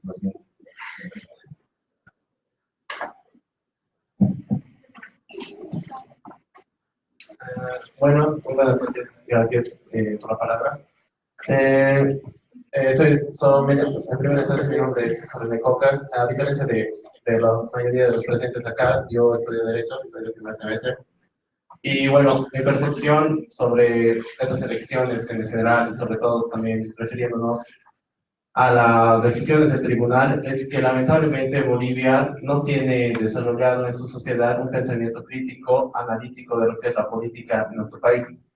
Sinceramente considero que la mayoría de nosotros, de las personas en realidad, se dejan manejar por un discurso retórico que puede ver simplemente en una campaña o en un discurso en internet, donde aparece un personaje que te da un discurso que te convence y tú lo apoyas porque te ha gustado el discurso. Lamentablemente nos vemos sumidos en lo que se llama las sociedades de masas en Bolivia, y donde políticos nos venden simplemente ilusiones sociales. Yo comparto mucho el discurso que anteriormente había dado mi compañera de la Católica sobre la desinformación y sobre que todos deberíamos desarrollar una proyección no solamente de analizar las políticas de nuestra oposición o oficialismo, criticarlas.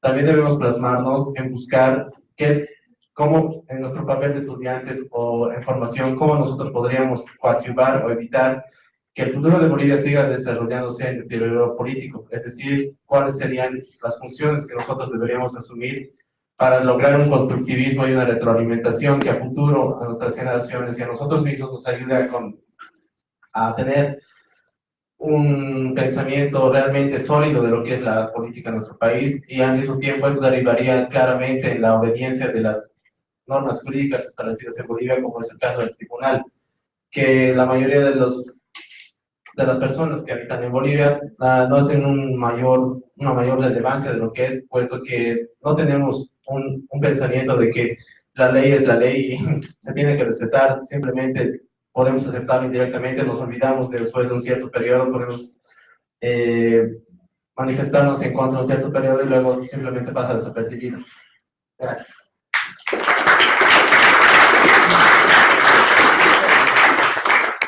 La OPEA.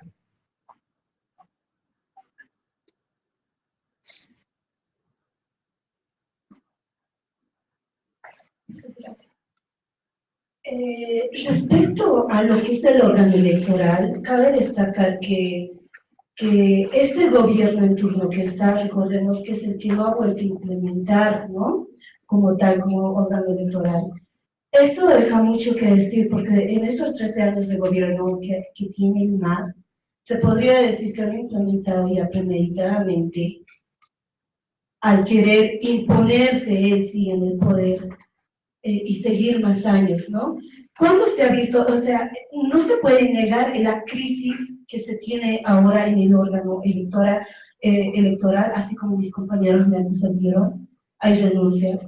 Está un caso crítico lo que es el órgano electoral. ¿Y cuándo se ha visto esta deficiencia? Se ha visto cuando al gobierno en turno lo ha habilitado para estas elecciones del 20 de octubre. Y esto en contra de lo que se ha dispuesto la gestión 2016 del 21F, que ha podido prácticamente, en este referéndum que se ha llamado elecciones, prácticamente se ha preguntado, ¿quieren que el gobierno en turno siga a la población en general? ¿Y qué ha dicho la población en los datos que ha sacado? Con el más del 50%, 54%, si no me falla la memoria. No, contra un 48%, punto y algo, ¿no? Entonces, ahí, cuando lo han habilitado al gobierno en turno, precisamente porque él es el que detenta los 4 poderes del Estado, prácticamente él tiene el poder, el control sobre estos 4 órganos, ahí se ha visto la deficiencia, y ahí la población general, ya sea las personas porque hay 2 tipos de electorado, los que tenemos conocimiento, los que al menos, como decía una compañera, ¿no?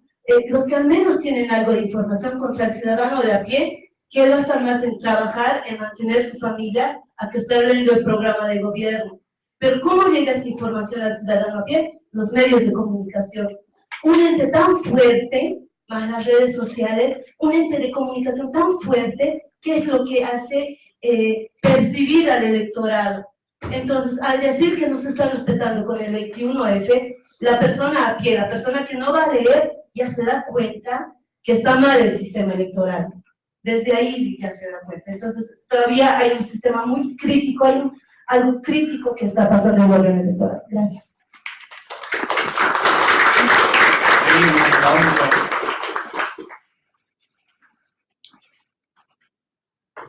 Buenas tardes, mi nombre es Guara Varela y soy de la Universidad Mayor de San Andrés. Yo voy a hablar muy breve sobre el desempeño institucional, en específico del Tribunal Supremo Electoral, en cuanto al 21F. Podemos hacer el ejercicio de revisar la normativa uno por uno y ver si la ha cumplido o no el Tribunal Supremo Electoral. Por ejemplo, en la Constitución, en el artículo 208, párrafo 1, se establece que el Tribunal Supremo Electoral es el responsable de organizar, administrar y ejecutar los procesos electorales y proclamar sus resultados. Sí, lo ha hecho. En el 21F ha organizado, administrado y ejecutado los procesos electorales y ha proclamado sus resultados. Es otra cosa que no haya defendido la voluntad del pueblo. Luego podemos ver en la Ley 18, en el artículo 4, en el principio número 8 sobre la legalidad y la jerarquía normativa, que el órgano electoral en grande tiene que guiarse por el bloque constitucional, que es Constitución, leyes y normativas electorales. Entonces, vemos que el Tribunal Supremo Electoral no puede hacer oídos sordos a una sentencia ejecutada o dicha por el Tribunal Constitucional Plurinacional, como la sentencia 0084-2017.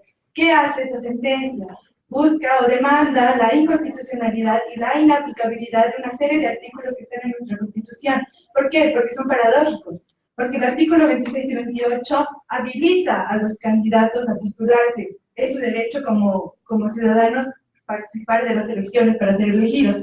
Pero los artículos 156, 168, 285 y 278 los niega. Entonces, ¿qué está haciendo esta sentencia? Está haciendo algo muy inteligente, que es: los derechos políticos van a ser el verso de los derechos fundamentales, porque así evitamos la discriminación y la limitación de los derechos de los ciudadanos. Entonces, el TC está en una encrucijada, o el voto del soberano o un derecho fundamental. Ambos válidos, porque como lo dice el mismo vicepresidente Antonio Costa, el TCE solo aplica normativas. Aquí, ¿cuál es el problema? Primero, que no tenemos leyes, políticas ni normas claras como país. Esto es un síntoma que lo tenemos desde hace años y lo reconoce Carlos Medina Celi en un texto que ha escrito en 1925, en nuestro primer centenario, que dice: somos un país que improvisa, todo el tiempo está improvisando. Y otra cosa que podemos reclamar al Tribunal Supremo Electoral es: usted es el órgano encargado de escuchar al pueblo. ¿Lo está escuchando? Gracias.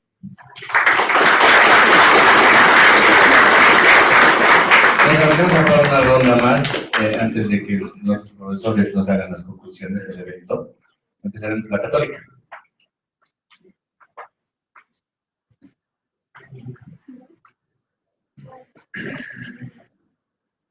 Probablemente sea la institución más criticada y más atacada por su falta de profesionalismo y por sobre todo su falta de valentía para defender la voluntad del pueblo con el 21 de febrero. Lo que más se puede resaltar del Tribunal Supremo Electoral es la tendencia que tiene a ser está en moda. Siempre que hay una renuncia o hay algo de lo que hay que hablar, siempre es el Tribunal Supremo Electoral. Siempre sale en la oposición, el oficialismo. Y los del oficialismo dicen: sí, sí, está bien, están haciendo bien, están haciendo trabajo. Los de la oposición lo critican. Pero no es una crítica constructiva, es simplemente atacar. A lo que se está dedicando la oposición es atacar, atacar, atacar a todo aquello que ha ido creando el movimiento al socialismo a lo largo de estos 13 años de gobierno. Entonces, además, la alta influencia del movimiento al socialismo en el Tribunal Supremo Electoral nos dicta que evidentemente todo va a ser en base a la voluntad de los que manejen el movimiento al socialismo. Muchísimas gracias. La OPEA. Puede ser así, pásenle por favor. Gracias, Charlie de la OPEA. Respecto a esta institución, tenemos que recordar muchas cosas, ¿no?, que han sucedido, no solamente en este gobierno, sino en anteriores.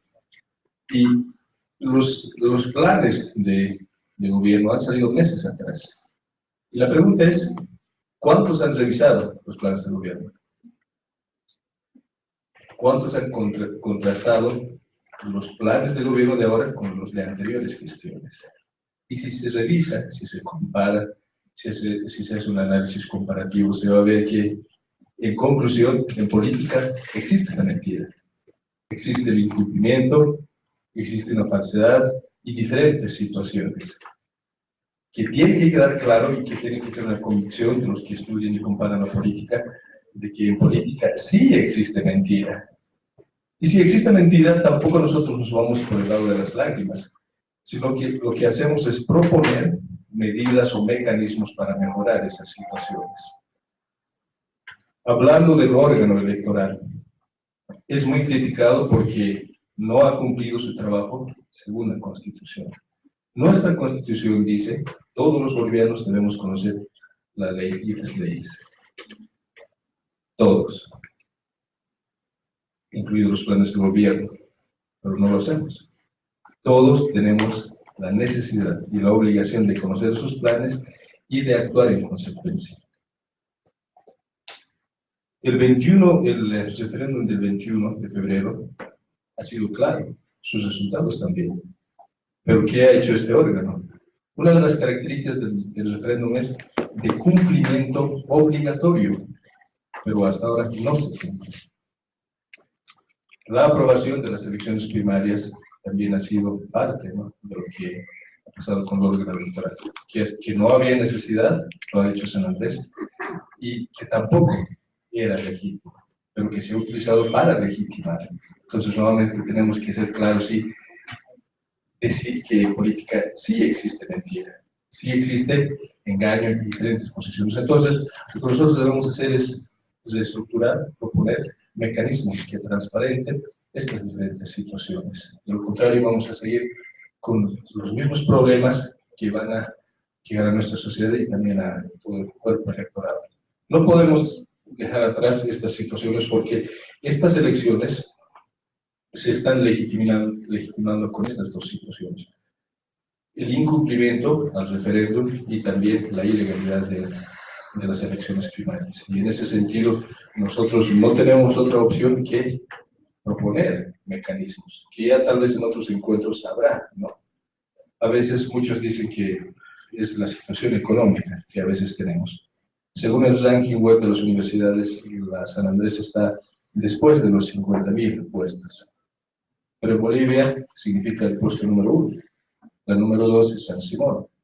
Y la número 3 es la Católica. Nuestra universidad, la UPEA, está en el puesto número 50. Y hay diferentes factores, ¿no? Que se hace y se realiza esta situación. Entonces, para terminar, existen 18 empresas que están a cargo de revisar el tema de la intención de voto. Pero hay que preguntarnos, ¿no? Estas 18 empresas, ¿a quiénes representan? ¿Quiénes son los dueños de las 18 empresas? Porque tienen un dueño. ¿Quiénes son los dueños de los medios de comunicación? Porque tienen un dueño. Un medio de comunicación es una empresa. Y los informes de rol de Amalia Pando dicen quién es el dueño de ATV, quién es el dueño de TVB, dueño del Canal 5, del Canal 11, de Televisión Universitaria. Entonces existen dueños. Y en ese nivel, en esa jerarquía, o tal vez digan algunos, dentro de ese círculo interno, existen intenciones, negociaciones. Si pensamos inocentemente que ha pasado el tiempo de las democracias pactadas, estamos negando, ¿no? Y no reconociendo esa letra chica que hasta ahora tal vez entre letras o entre líneas no se deja ver. Y algunos todavía no pueden ver. Entonces esa situación tiene que ser estudiada. Tiene que ser revisada para que uno tenga la convicción verdadera y diga, sí existe política en mentira. Mejor dicho, sí existe mentira en la política y sí existe también incumplimiento en la política. Y en ese sentido, uno en estas aulas tiene que proponer mecanismos que transparenten el trabajo de nuestro órgano electoral. Gracias.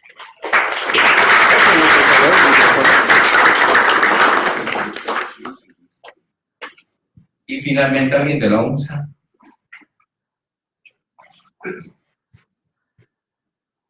Buenas tardes a los panelistas y buenas tardes a los organizadores. Mi nombre es Henry Santos y soy de la Universidad de San Andrés. El tema que voy a abordar es el control de convencionalidad que se ha realizado posterior al referéndum del 21 de febrero de 2016. Como ustedes saben, después de los resultados del referéndum, se ha llevado a cabo por parte de los asambleístas del oficialismo una acción de inconstitucionalidad abstracta en contra del artículo 168. Sobre esta se ha establecido una sentencia constitucional posteriormente, que es la 084, donde establece la aplicación preferente del artículo 23 sobre el artículo 168 de la Constitución Política del Estado. Este aspecto ha generado dos debates cruciales en nuestro país, que actualmente sigue latente. Un debate estrictamente jurídico y otro debate estrictamente político, donde nos ha llevado a formular una pregunta. La pregunta es, ¿un referéndum llevado a cabo en un determinado país es de cumplimiento estrictamente obligatorio? Pues parece que no, jurídicamente hablando. Y ante esto hay sentencias internacionales. Ustedes saben que el control de convencionalidad lo hace la Corte Internacional de Derechos Humanos, que en el año 2013 emite una sentencia, la cual es Hellman contra Uruguay. ¿Qué consiste esa sentencia? Una ley, en ese entonces una ley que indicaba en Uruguay que tenía que cesar la persecución judicial a los militares. Ellos hacen un referéndum y ganan el sí, ¿no? Que ya no se persiga a ningún militar más judicialmente. Posterior a esto, Hellman hace una denuncia y con la sentencia de 2013, este referéndum se anula, o sea, no tiene validez. Con la argumentación de que ningún referéndum puede ir en contra del derecho humano. Entonces concluimos que ningún referéndum o ninguna voluntad política, por muy mayoritaria que sea, puede ir en contra del derecho humano. Ante esto surge otro debate. El derecho a la postulación de un determinado candidato, sea cual sea, y este sea restringido por un artículo constitucional, ¿está yendo en contra del derecho humano? Y otra pregunta, ¿la postulación de una persona es un derecho humano? Pues la sentencia constitucional, la 84, nos ha indicado que sí. La postulación de cualquier determinado candidato es un derecho humano, pero ese tema no se quiere tocar. Entonces, en ese sentido, nuestro referéndum es inválido. Y las demandas que se han hecho la oposición ante la Corte Internacional de Derechos Humanos bajo este lineamiento jurídico también va a quedar inválido. Pero el gobierno no lo quiere expresar de esa forma porque es una estrategia política que no quiere tocar. Una vez aclarado ese tema, nos falta precisar el tema político. ¿Cuál es el tema político? El tema político es que se ha dejado al orden electoral en una encrucijada, como lo ha mencionado mi compañera anteriormente, es decir, respetar la voluntad del pueblo o respetar una sentencia constitucional. Si ustedes fueran los magistrados en ese entonces, fungirían como magistrados, siempre van a respetar una sentencia constitucional, ¿no? Y más allá, vertiendo todos los antecedentes jurídicos que se están mencionando acá. Ante esto, este carácter político que se ha generado, el gobierno de oposición, perdón, los partidos de oposición lo han tomado como una arma política para desgastar al gobierno. El tema del 21 de febrero, porque no tenían otra, ¿no? Pero aún así, el partido actual que está en el gobierno sigue teniendo un apoyo mayoritario. Y ese es otro debate que se debe abordar, y creo que ustedes también ya lo han dilucidado en el transcurso del conversatorio. Muchas gracias.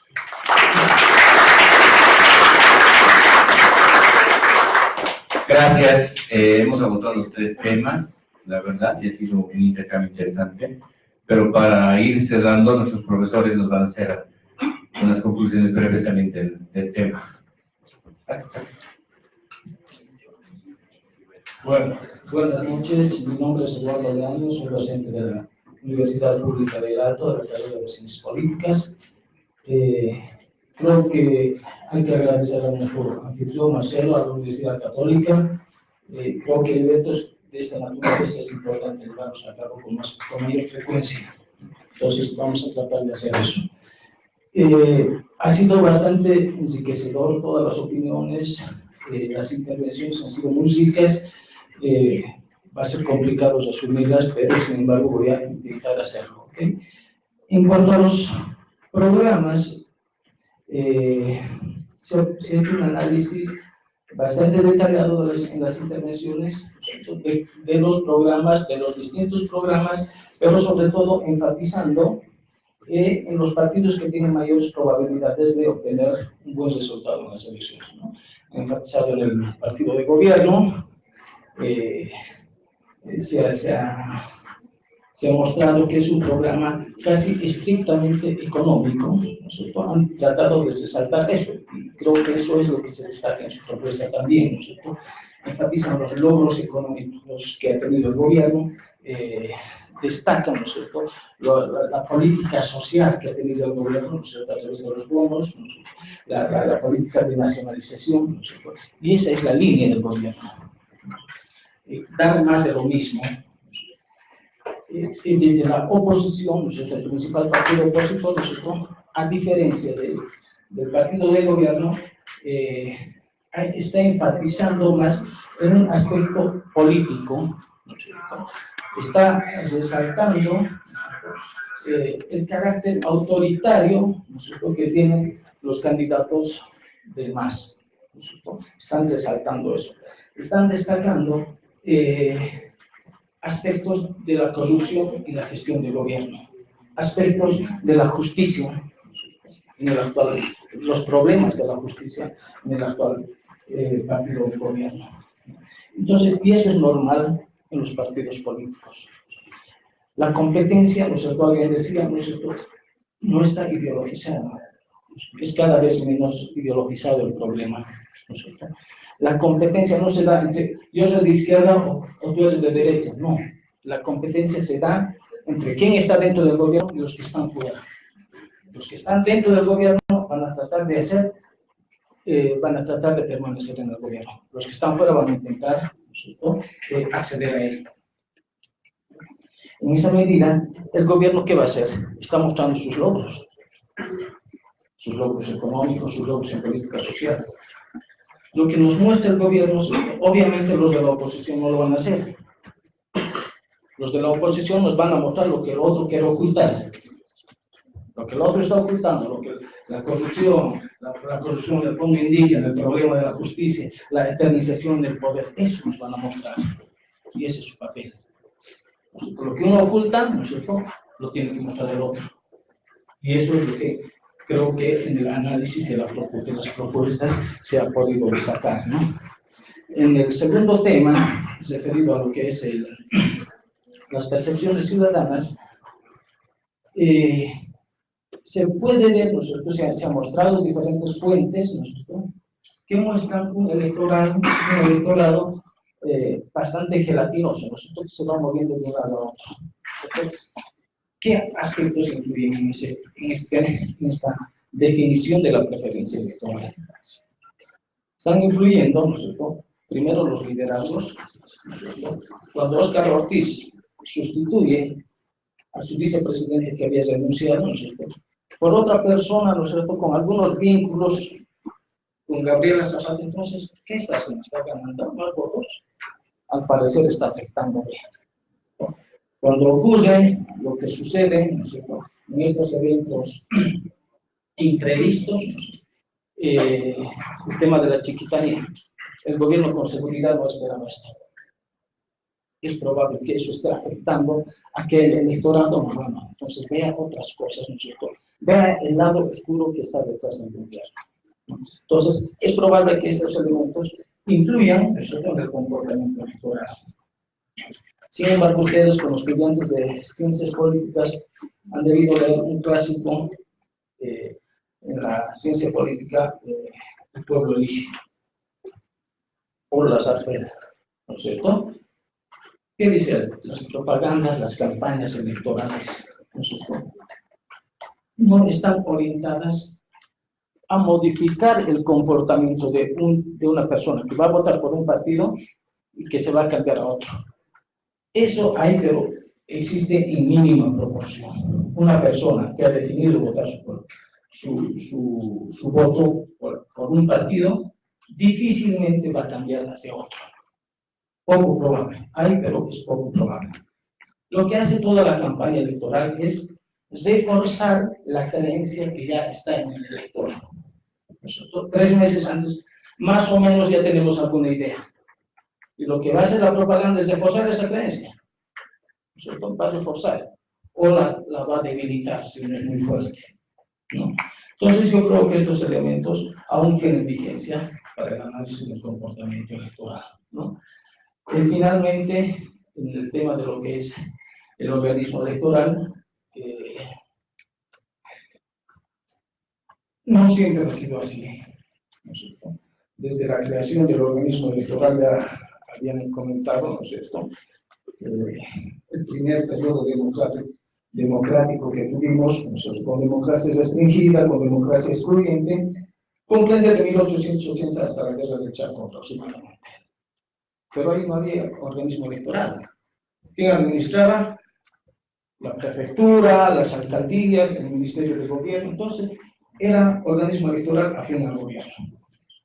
Cuando se crea el organismo electoral en 1956, ¿no es cierto?, han dicho también, se crea unos días antes de un proceso electoral, ¿no es cierto?, recién tenemos un organismo electoral institucionalizado, ¿no es cierto?, con una existencia ya permanente, pero sin embargo todos eran designados por el partido del gobierno, que era el MNR, y tenía el control absoluto del organismo electoral, y esos procesos electorales del 56, 60 y 64, ¿no es cierto?, se conocen como procesos electorales eminentemente fraudulentos, ¿no?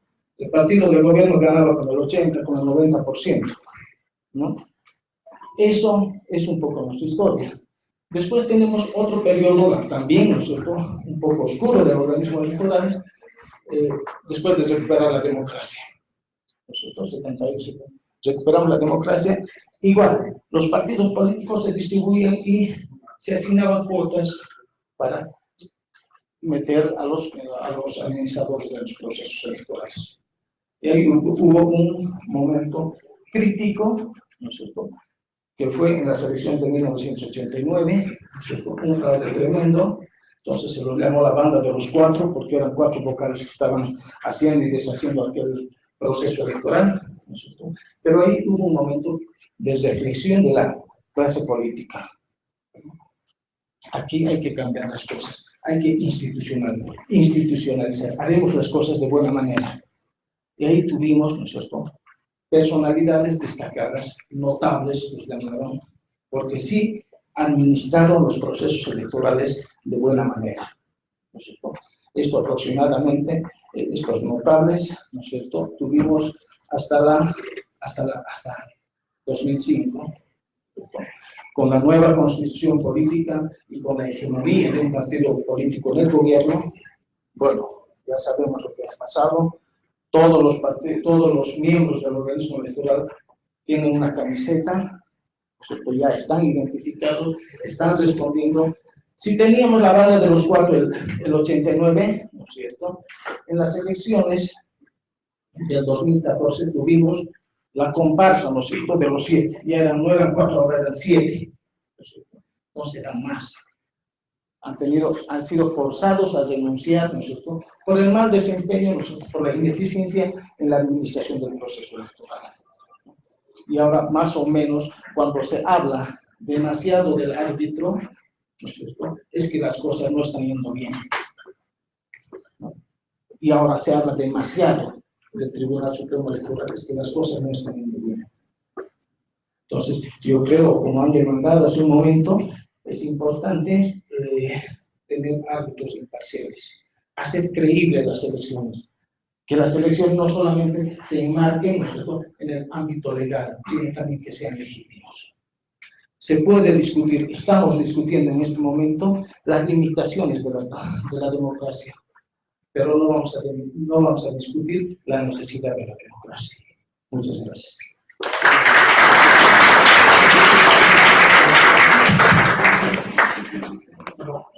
De inicio, buenas noches. Agradecer inicialmente a la Universidad Católica por el espacio que nos ha brindado, agradecer tanto a Marcelo como a Eduardo por la iniciativa que ellos han tenido desde unidas a 3 carreras de ciencia política de las diferentes universidades. Creo que este es un primer hito porque marca un rumbo en donde la comunidad de los futuros politólogos debería estar permanentemente discutiendo estos asuntos. Creo que es mi primer elemento.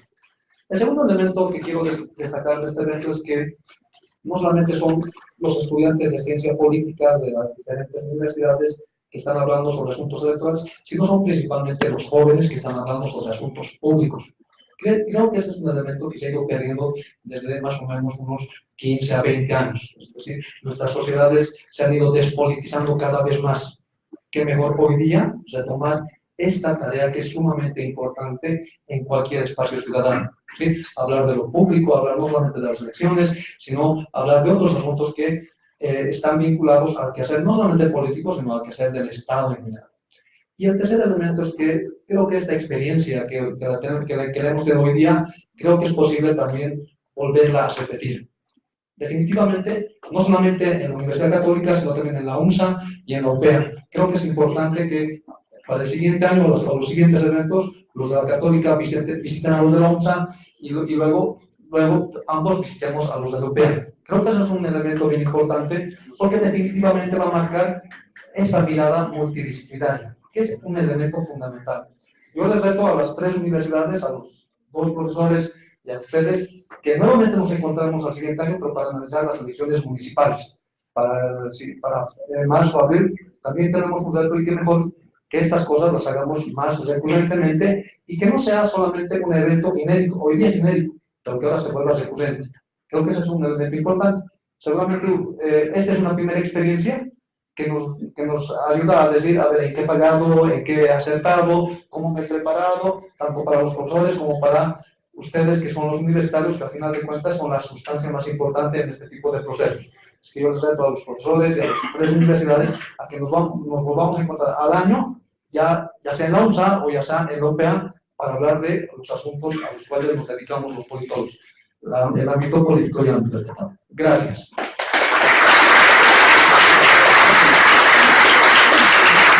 Muchas gracias, de verdad, y solamente para cerrar, unas palabritas bien cortitas, a nombre de la Universidad Católica y a nombre de la Sociedad Científica de la carrera de Ciencias Políticas, les agradecemos de verdad por estar aquí, y como decían sus profesores, no va a ser la última vez que nos reunamos. Vamos a evaluar qué cosas tenemos que mejorar, y estoy seguro que vamos a enriquecer más el debate público. Gracias, buenas noches.